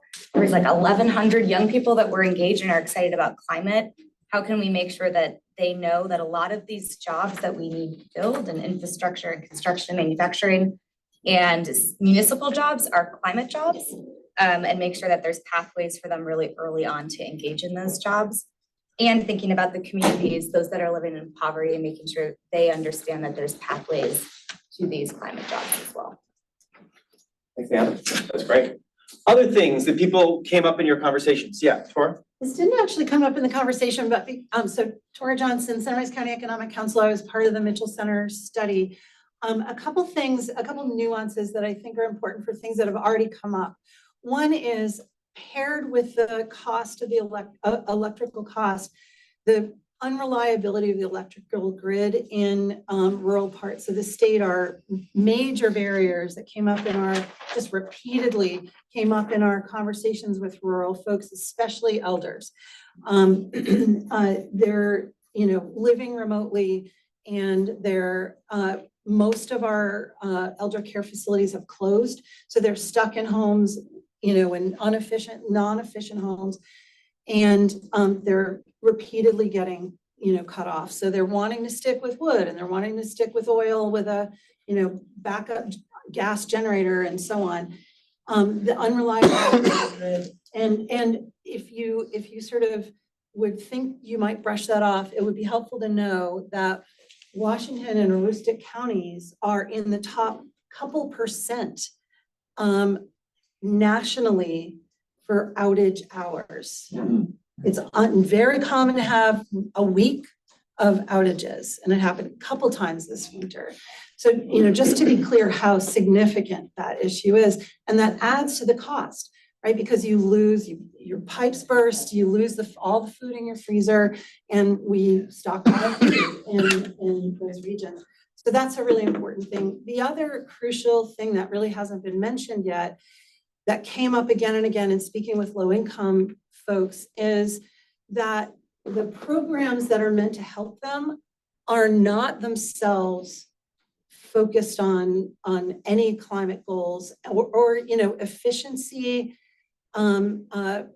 work. So much of it down east is focused on volunteer work. Why, right? So home energy assistance programs, low-income housing, so virtually impossible to find. Like all these programs that we have going on can be better integrated with Climate Council goals. And nobody's really brought that up. directly here. And so it's something we heard again and again from the folks that we spoke to. I think Dan Brennan had his hand up and I. Dan, go ahead, start talking. I was gonna take Yeah. a little tack. One is along the lines of what Judy was talking about, the term workforce housing. Let's drop that from our vernacular. Some of the hardest workers in the state of Maine make minimum wage and above. It's middle income. Let's go with middle income housing, because that is real. So that was my little preaching for the day. Yeah, and just the coordination that is going on between Maine Housing, the Governor's Energy Office, Efficiency Maine, around all these programs. We're looking to achieve that. There are big opportunities there, and so we're laser focused in on that. The coordination we have in Maine among Dan, Michael, myself, Hannah's team is really unique nationally, and I love to go nationally, which I'll be going this week out to out west, and just talking about this. We should be really proud of the fact that this group exists and works as efficiently as it does. So anyway, thanks, Dan. That's And great. Can I just even, I mean, I think to Dan's point, I actually hope this is even one of the strategies that's now in the plan, but hearing sort of what Mitchell said, what we heard at the public forums. I mean, I think going big on the affordable housing sector, we are planning that. We have pretty big, you know, we haven't even a blank, like in our current strategies, we're trying to come up with a number to set, because there is unprecedented federal money. We're focusing a lot of effort there, and I think we can actually have a really big outcome in both retrofitting housing and new housing, and it fits this other goal, which is the desperate need for affordable housing, so. yeah, tomorrow there's a summit, if you will, of the major people just making sure we're lining up to get all this done. Sorry. Great, if you haven't chimed in yet, Dan, just really quickly, Dan Burgess, Energy Working Group, want to highlight the need for education, particularly around energy issues. We talked about costs, we talked about reliability, kind of the why, you know, what are the choices being made? How do we fit within the region? What are impacting those things? I think are really important to understand and communicate. It's a complicated issue, right? So the more we can communicate on that and compare it to the overall energy wallet that folks might be paying for transportation or other heating fuels compared to others, I think is really important. Thanks, Dan. Awesome. Yeah. Yeah, so just connecting a lot of what's being talked about back to the Mitchell Center presentation about focusing on strategies and language that help elevate people's basic needs. So like throughout the plan, how do we elevate the strategies that focus on the basic needs like housing and energy costs and food, but also how do we kind of simplify the language so that the navigators can bring that, the future navigators can bring that to the community organizations and the conversations that they're having with individuals who might not be able to digest some of the language in this plan. Okay, great. Kathleen, then I jump, or, yeah. I think the way that Maine Won't Wait original and this draft, it is organized so well, right? And it reflects the really hard work that everybody in this room has and beyond has done. We have deep subject area expertise. We know the answers to a lot of the questions that people are asking. We have ideas about the ones that we don't know answers to. And there's this gap, right? So it's really frustrating, right? When people say, I wish you would do something about this. And it's like, I spend all day, every day trying to do something about that. Why don't you know? And the answer is because we're not bridging that gap, right? We are not in the places that people are looking for information. They should sign up for all of our organizations' email lists because we send it out to them, but that's not working. So I don't think we need to reorganize Maine Won't Wait because it works for us and we need to be able to say, where do we need legislation? Where do we need new programs? But this is not something that an average person is going to pick up. So maybe we need a different version of the plan that has a public audience that is organized around people's real lives. Like, what's for dinner? How are we paying the bills? How are you getting to school in the morning? And really organize it the way that people think about these questions.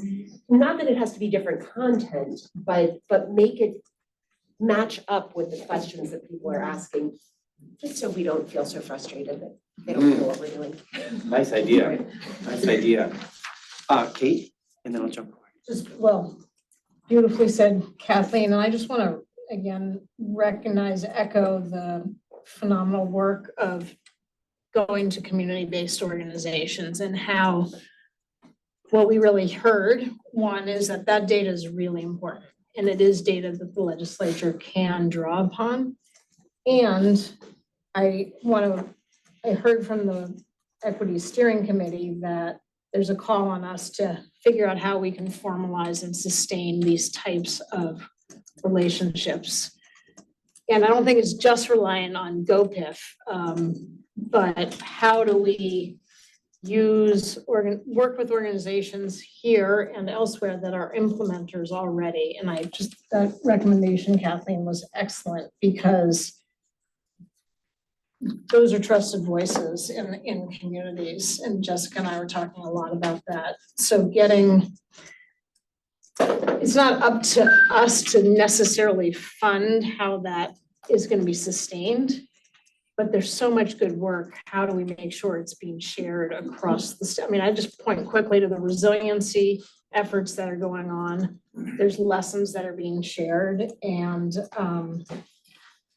congratulations on your new job. I'm thinking about green schools and like my own high school in Bath that was built. And I'm like, oh God, I wish Glenn had been there like 6 years ago, though he was doing a good job before that. But like, that's showing system change, right? Like now not every freaking school district has to figure out how to be green. Like having a person with that job title alone is like. So congratulations to the administration. I don't know if that made any sense. But That's great. Let's sustain. I'm gonna grab a hand right here. Yeah, Can you introduce thank yourself? you. Paige Nichols, Department of Education. Just kind of building on that, a plug for the education side of things. I think presumably in public education, we have a captive audience of students. And so it's a really good place to advance climate education. And I think LD 1902, which offered a grant program to increase professional development for educators, more of that, like teachers have, they have these students in a classroom and can do a lot, and they need more support in providing the climate education. And then on top of that, the buildings where school happens are really great tools, teaching tools. And I think, we're really excited to have Glenn here now leading a lot of that work. But I think in talking about the groups of people that the Mitchell Center was really focused on, like those kids are all in schools. And so, support for educators and providing more climate education in the classroom and linked to green jobs. Thanks. Go ahead. I'm just trying to follow up with Kate's thread from several times ago. This notion of asking individuals to change their behavior versus asking systems to change their behavior. We have a room full of people who are leading systems. And so I just want to, maybe Kate, if you could clarify more of that. And here's a systemic change right here. So are we just not stating that in a systemic way? Or, because I got to believe people in here think systemically, you run big systems. So I'm just trying to clarify, I guess, Kate, what you're looking at, but recognizing that this really is an equity issue for people who can't take individual actions because they can't afford to. So maybe Kate, if you wanted to expand upon it a bit, that would be helpful to me. I'm looking right across from Michael, so that's a little nerve-wracking. Michael stare down. It gets to this delta between the phenomenal work this collective is doing as individual organizations and working with others. And we're still reliant on someone being able to access, and I'm gonna, because I'm looking at Michael, Efficiency Maine's website, which is better than most. Making decisions about upfront costs as an individual, am I gonna buy this car or I'm eligible for this tax break? I mean, it's a myth that those cars are now less expensive. I bought a Bolt, we talked for very little money. But we are reliant both on individuals taking action to figure it out, but also individuals, do I qualify for the tax break? Do I make a decision now to buy a new car or do I keep this one running?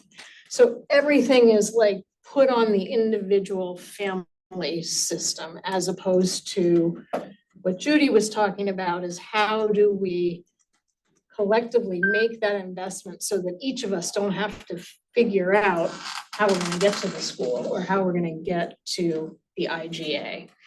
So I don't know, Deb, I don't know if that. Yeah. That's great. Since I picked on my ball. Mike, you wanna chime in there? Yeah. I just wanna say yes and. One thing I haven't heard mentioned, but in this universe of communicators, educators, outreachers, there's this entire universe of what we call trade allies, but contractors, the folks who do the project work, the dealers at the dealership who sell you the car. If you think about all the things you buy, all the measures we're recommending in this plan, at least to come out of the building sector, or the transportation sector, if you're talking about buying an electric vehicle or buying a heat pump or weatherizing your home, the truth is almost none of us at home are experts in any of that. And it would probably be unrealistic to assume that we're gonna teach everybody to reach the level of expertise that they would make their own choices. What most of us do is call a contractor. We call Chris or somebody from his company and we say, could you come over and walk around my house and tell me what I need to do?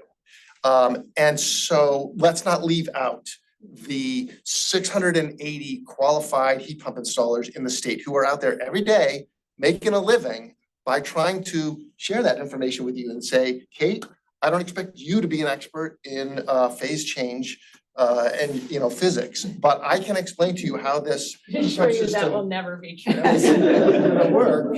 And also I can tell you this is gonna save you money. And I can try to persuade you that that's a thing you should buy. And it is working, like to Kathleen's point, we're having pretty good success as a state in some of these areas. Lots of room for improvement, but I wouldn't leave out that whole universe of people in the supply chain who could play a really valuable role in this. It's not just nonprofit community organizations and the folks sitting around this table that need to do this work. Nice. Let me grab a hand here. Sharon had her hand up at one point, and then we need to think about wrapping this up. Yeah. Bob Baines, Maine Law Association. Before we get done, looking through the draft of 2.0, I see what's missing is the words working waterfront, the importance of the infrastructure of the working waterfront. It's kind of touched upon here, but I mean, I think those words really need to be in the plan. We all know what happened last winter. We all probably assume it's going to happen again. So the plan really needs to have, and Carl could speak certainly more effective to this, chairing the subcommittee, on what needs to be done. But we need that language in there. Great. David, can I just ask? Yeah. I think Bob's point is exactly right, and we almost need like a lightning round here of 15 minutes because we meant to spend more time on lightning round, what is missing?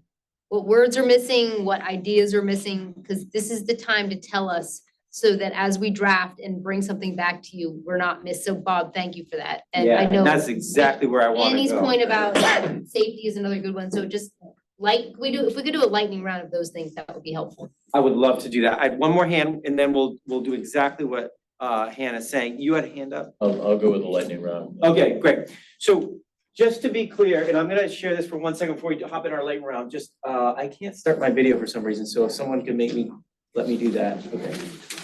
Thank you. Just to go back, we did the first page of this, and I will say that I added a few things here about words that we don't like smart growth and workforce housing. And then there's a few other things in talking about bridging the gap with these navigators. The things we added as well were about making sure when we talk about jobs, that those jobs feel like good jobs, and we can define what that means. And then we're linking up to youth and young people about how folks can see themselves in particularly green jobs. better integrate with existing programs, these climate goals and these actions. And with that, going big on affordable housing is something that probably is very synergistic here. And so that was something you all talked about. Energy education and really helping people get to the why, and also seeing that bigger picture of like, how much do I actually spend in filling up my tank in my car and the fuel oil that I currently use, and helping people see that bigger picture. When we talk about looking at our strategies and looking at our language, that we're looking at ways that people can see how they're meeting basic needs through these strategies and language. So that basic needs lens would be helpful. And that leads to that other conversation you all had, which was, what if there was a second version of this plan, right? Or another way of presenting the plan that was focused around the way people think in people's lives, right? So we need the plan the way it is to help the state take action. And maybe there's a way for people to see themselves in the plan in a better way. And that's something that, you know, GoPIF and others can think about going forward. Formalizing and sustaining the community-based organization relationships is something you mentioned. Public education is so critical, and there's an audience of educators and students there that are an opportunity there. System change versus personal choice. And we talked about probably you need to have both. And then when you think about system change, one of the areas that maybe we need to put a little more emphasis on is around all these potential allies with contractors, dealers, et cetera, who could be part of that bigger systems approach. And finally, and this is getting us into our lightning round, like, hey, where's working waterfront in this document? I'm not seeing it right now, right? So those kinds of things. All right, that's just me taking notes and making sure that we're hearing well. Come and help me after the meeting if I mess things up, and we'll make sure we get it right in the notes. Now, lightning round. This is an opportunity to say, hey, I'm not seeing something, like what Hannah says. I'm not seeing it. Where'd it go? What happened? Right? To say that. Also to say, I'm seeing something, and we really need to have a conversation about this before we finish up, right? Because I have some pretty strong feelings and I'm not liking the way it looks right now. So we're trying to set an agenda for the work to come. And oh, by the way, the work to come is we've got 1 or 2 meetings, right? So we don't have a ton of time to do this work. So we need to be really tight on the things we're going to talk about. When we finish up today, we'll talk about a survey that we're going to send out to climate counselors, just to take your pulse and to take a sense of feeling of how you're feeling about the different strategies. So we'll say that in a second. But now is a chance, lightning round chance. Hey, where did this thing go? Hey, I'm not really liking this. Let's have a conversation about it. Shouting out. Yeah. I'm missing small businesses and just generally education for the private sector. I don't know if it would go in section G, engage with Maine people and communities and businesses. Love it. Okay, great. Thanks, Melissa. Who else? What else we got? Yeah, Ken. There's lots in the plan about communication and education and outreach and how they can get in touch with us. There's almost nothing about working with communities. Aha. And we have the model for that, the Community Resilience Project program. Let's extrapolate that program to any number of other agenda items besides resilience, and use that same distribution channel. Right, model of those partnerships that GoPIF is leading. Yep. Others, online, Chris Kessler. Sorry, I've been slow. No worries, I'm standing behind you here. You can't see me. Yeah. We haven't taken a position or talked about how we're going to fund all this stuff. I feel like it's important that, you know, at a very baseline, we need to recognize that the state has to step up and provide more funding. So we need to have that tough discussion. Great, and just so I understand what you're saying, Chris, it's a discussion about sort of level of funding, is that? How do we pay for it? How? And how we pay for it? Okay. See a little shudder go through some people. Okay. All right, in the room or online, anything else sell the trash. Yeah. I wanted to go back to this idea that Deb brought up around institutional change versus individual change and like in strategizing our approach. I mean, because when we think about schools, for example, it turns out that public schools themselves physically are one of the worst polluters from the public sector, ironically, and here we are educating kids in those buildings. So the power of institutional change, I think, is not directly focused in the 2.0 so much. And I think there's a lot of power, and especially when I think about public schools and how we could use those as public education centers for how a new system, kind of the next generation of what it looks like to be net zero, for example, is hugely powerful. I think we use other institutions to do that as well. Love it. Thank you. Judy? Judy East, Community Resilience Working Group. And I think Becca is probably thinking the same thing. I would add hospitals to that list. Right. That could also be tied in with local food. Incentivizing institutions to help with that 30 by 30 goal for local food. Nice, right? So it's the energy piece Leading and. by example in multiple sectors, not just building things, yeah. Love it. Let me grab you. Amy Landry, Androscoggin Valley Council of Governments. So I see regionalizing certain programs in here. CRP as an example, solid waste. I call it solid waste. You call it materials management, and everybody else calls it trash. How regionalizing the ongoing education and outreach. So Jay and I have had a little conversation about almost like a regional climate council. Like, how do we make regional climate councils that can keep this going forward to 2028 for the next plan? You know, on an education outreach side and just continuing engagement throughout that work. Nice. I saw some hands. Pat over here, thanks. We're doing such a good job on 2.0. I worry that we're leaving behind some of our ideas in 1.0. Mine in particular are combined heat and power was a prominent piece in 1.0 and the forest bioeconomy. So how do we make sure, and we're gonna do a bang up job in promoting 2.0, how do we make sure we're reminding people of the previous pieces that were in the plan as well? Right. I mean, hopefully those got worked through in the working groups. And if they didn't make it to where you'd like, let's figure that out, right? If there's specific things around combined heat and power or forest-based economy stuff that you're not seeing, right? Okay. Sorry, I have to turn my back. Just one from online. Yeah.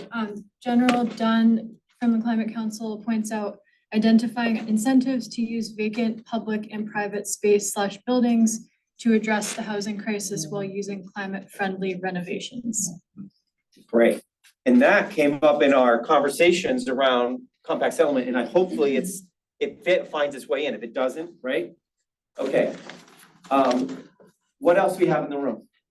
Yeah, Kate? Two quick ones, and maybe I missed the nuance in some of the working groups, but anywhere it says working lands, if we could add working waters, so building on that. And I think this is intended in this phenomenal work of the multifaceted resiliency group, but let's remember that strategies that focus on working with nature, not against it, is really beneficial for our recovery and resilience.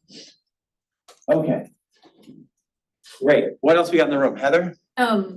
I think we've talked about this with farmers, but not with the rest of the businesses, right? Like there are businesses that do this work all day, and if there's a way to prioritize them, I think that's helpful, right? If you're gonna build a green school, try to use green building materials made in Maine first. And I know there's commerce clauses and other issues, but transportation impacts of bringing in products from other places should impact the overall climate message there. So get it as close to the piece as you can, and that will help with some of these other economic impacts that we are talking about.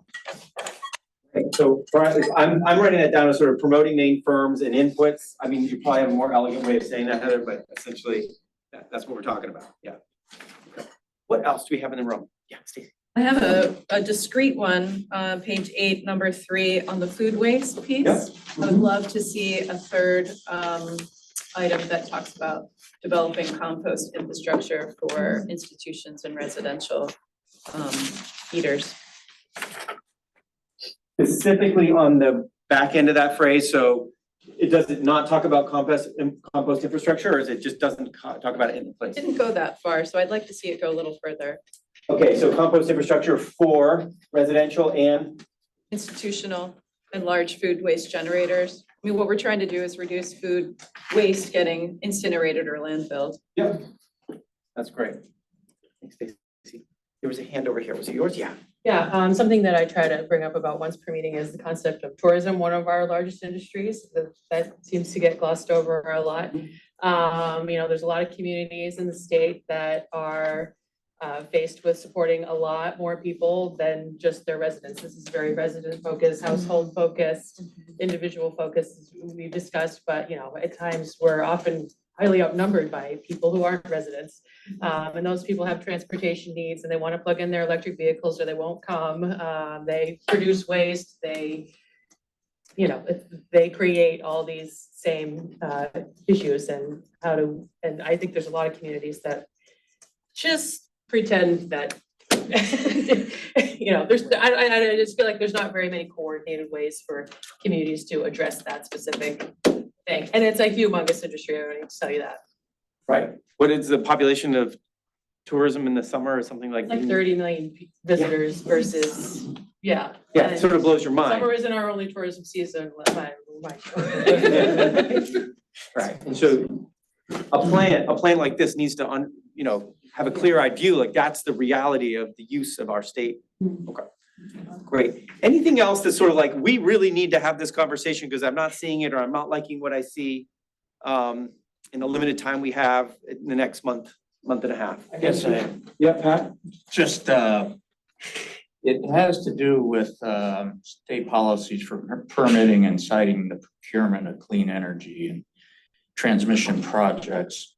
Where the landowner community is struggling with this process we're in the middle of right now. We'll get there and we'll solve it. But I think it's not about just improving policies, it's also a comment about we need to do some planning. We can't just say where we don't want things. We also have to say where do we want things? And I think I'd like to hold that together a little bit more. That's great. That's great. Okay. Yeah, Judy? One other thing, Judy East, Resilience Working Group. I think it's going to be in here, it's just not in the framework, and that is recognizing what's been achieved from the first plan. Especially in the last year, there have been update reports in the first, couple of years we've seen. And so instead of an update report this year, we're doing a new plan. But stuff has happened, a lot has happened. And I think there's gonna be call out boxes. So throw that into the framework too. Right. If I were on Zoom, I'd say +1 and +1, yeah. like that's, yeah. Yeah, and so make sure that the plan also recognizes all the achievement to date, right? There may be an update as well separately, but the plan itself, I'm hearing, you'd like to have that celebrate. Hey, if there's an update, great. I mean, accomplishments that's separate, even better, but pepper it, yeah. Love it. Okay, how are we doing? Anything else? We're sort of hitting lunchtime. Yeah, Tora, one more.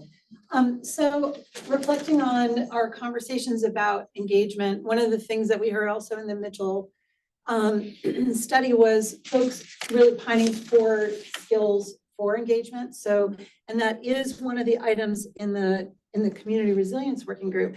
But from what I'm hearing here, it sounds like literally everyone needs to build their skills for community engagement. And I know I'm a hammer, so that's my nail.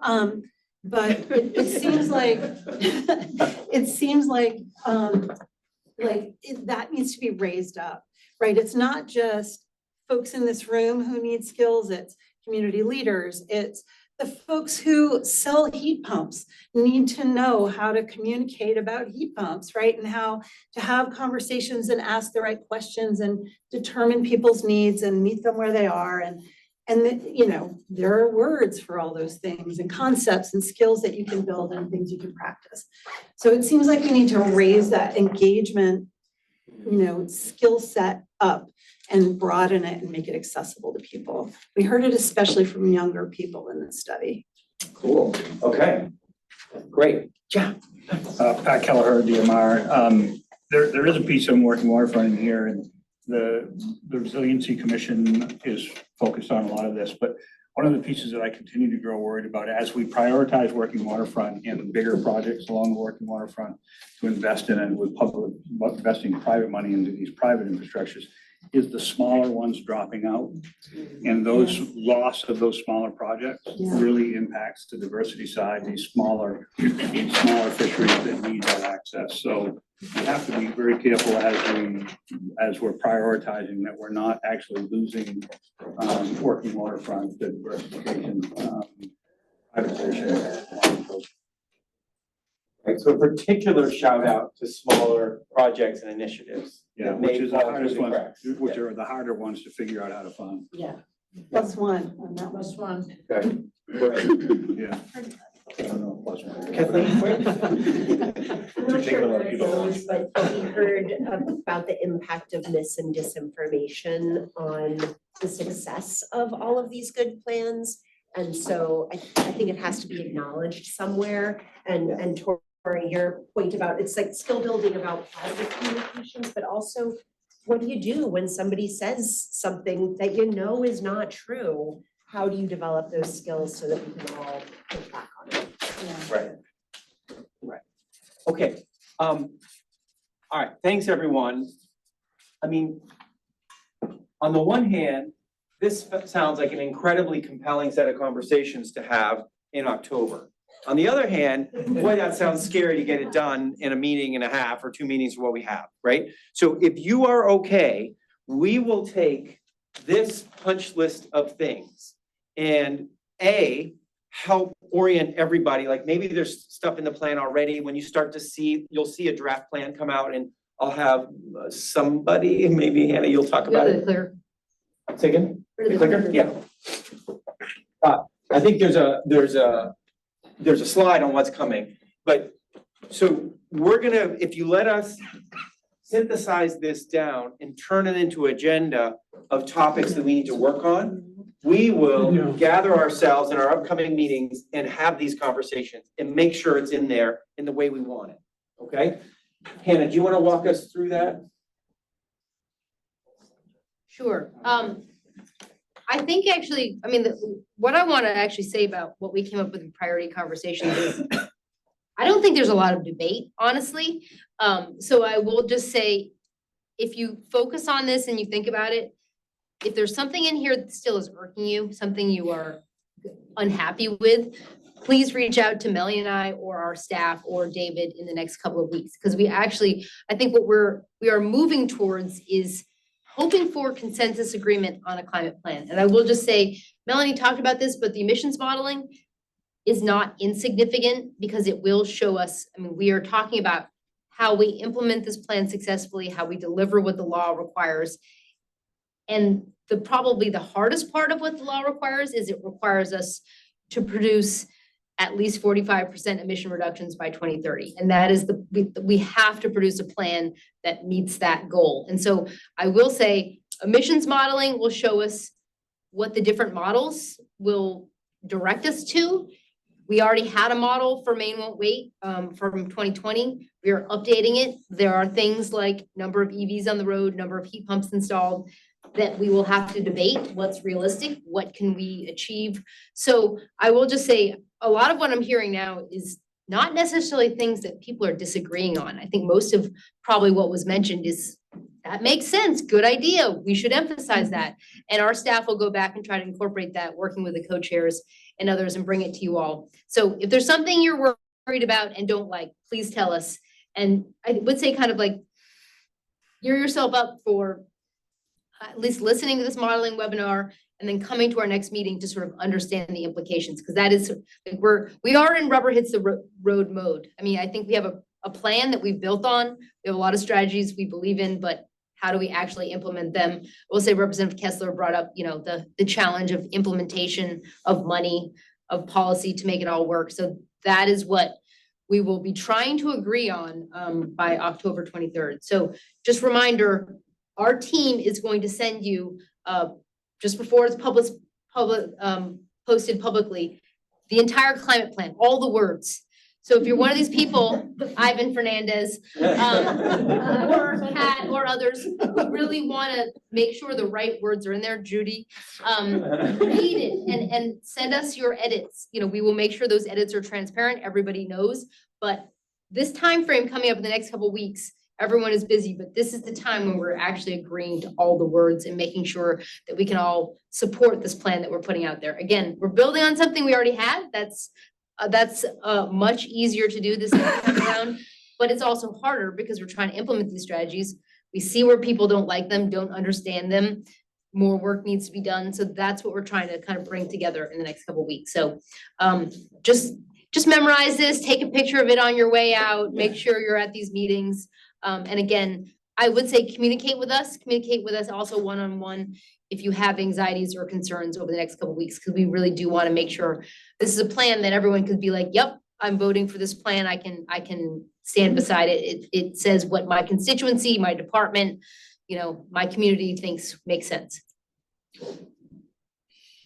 Also, stay tuned for an email from Molly probably over the next few days, I would say, where we're gonna, for counselors, as I mentioned, have a little survey. Folks might remember this from last time around when we were doing the first round. It was really helpful.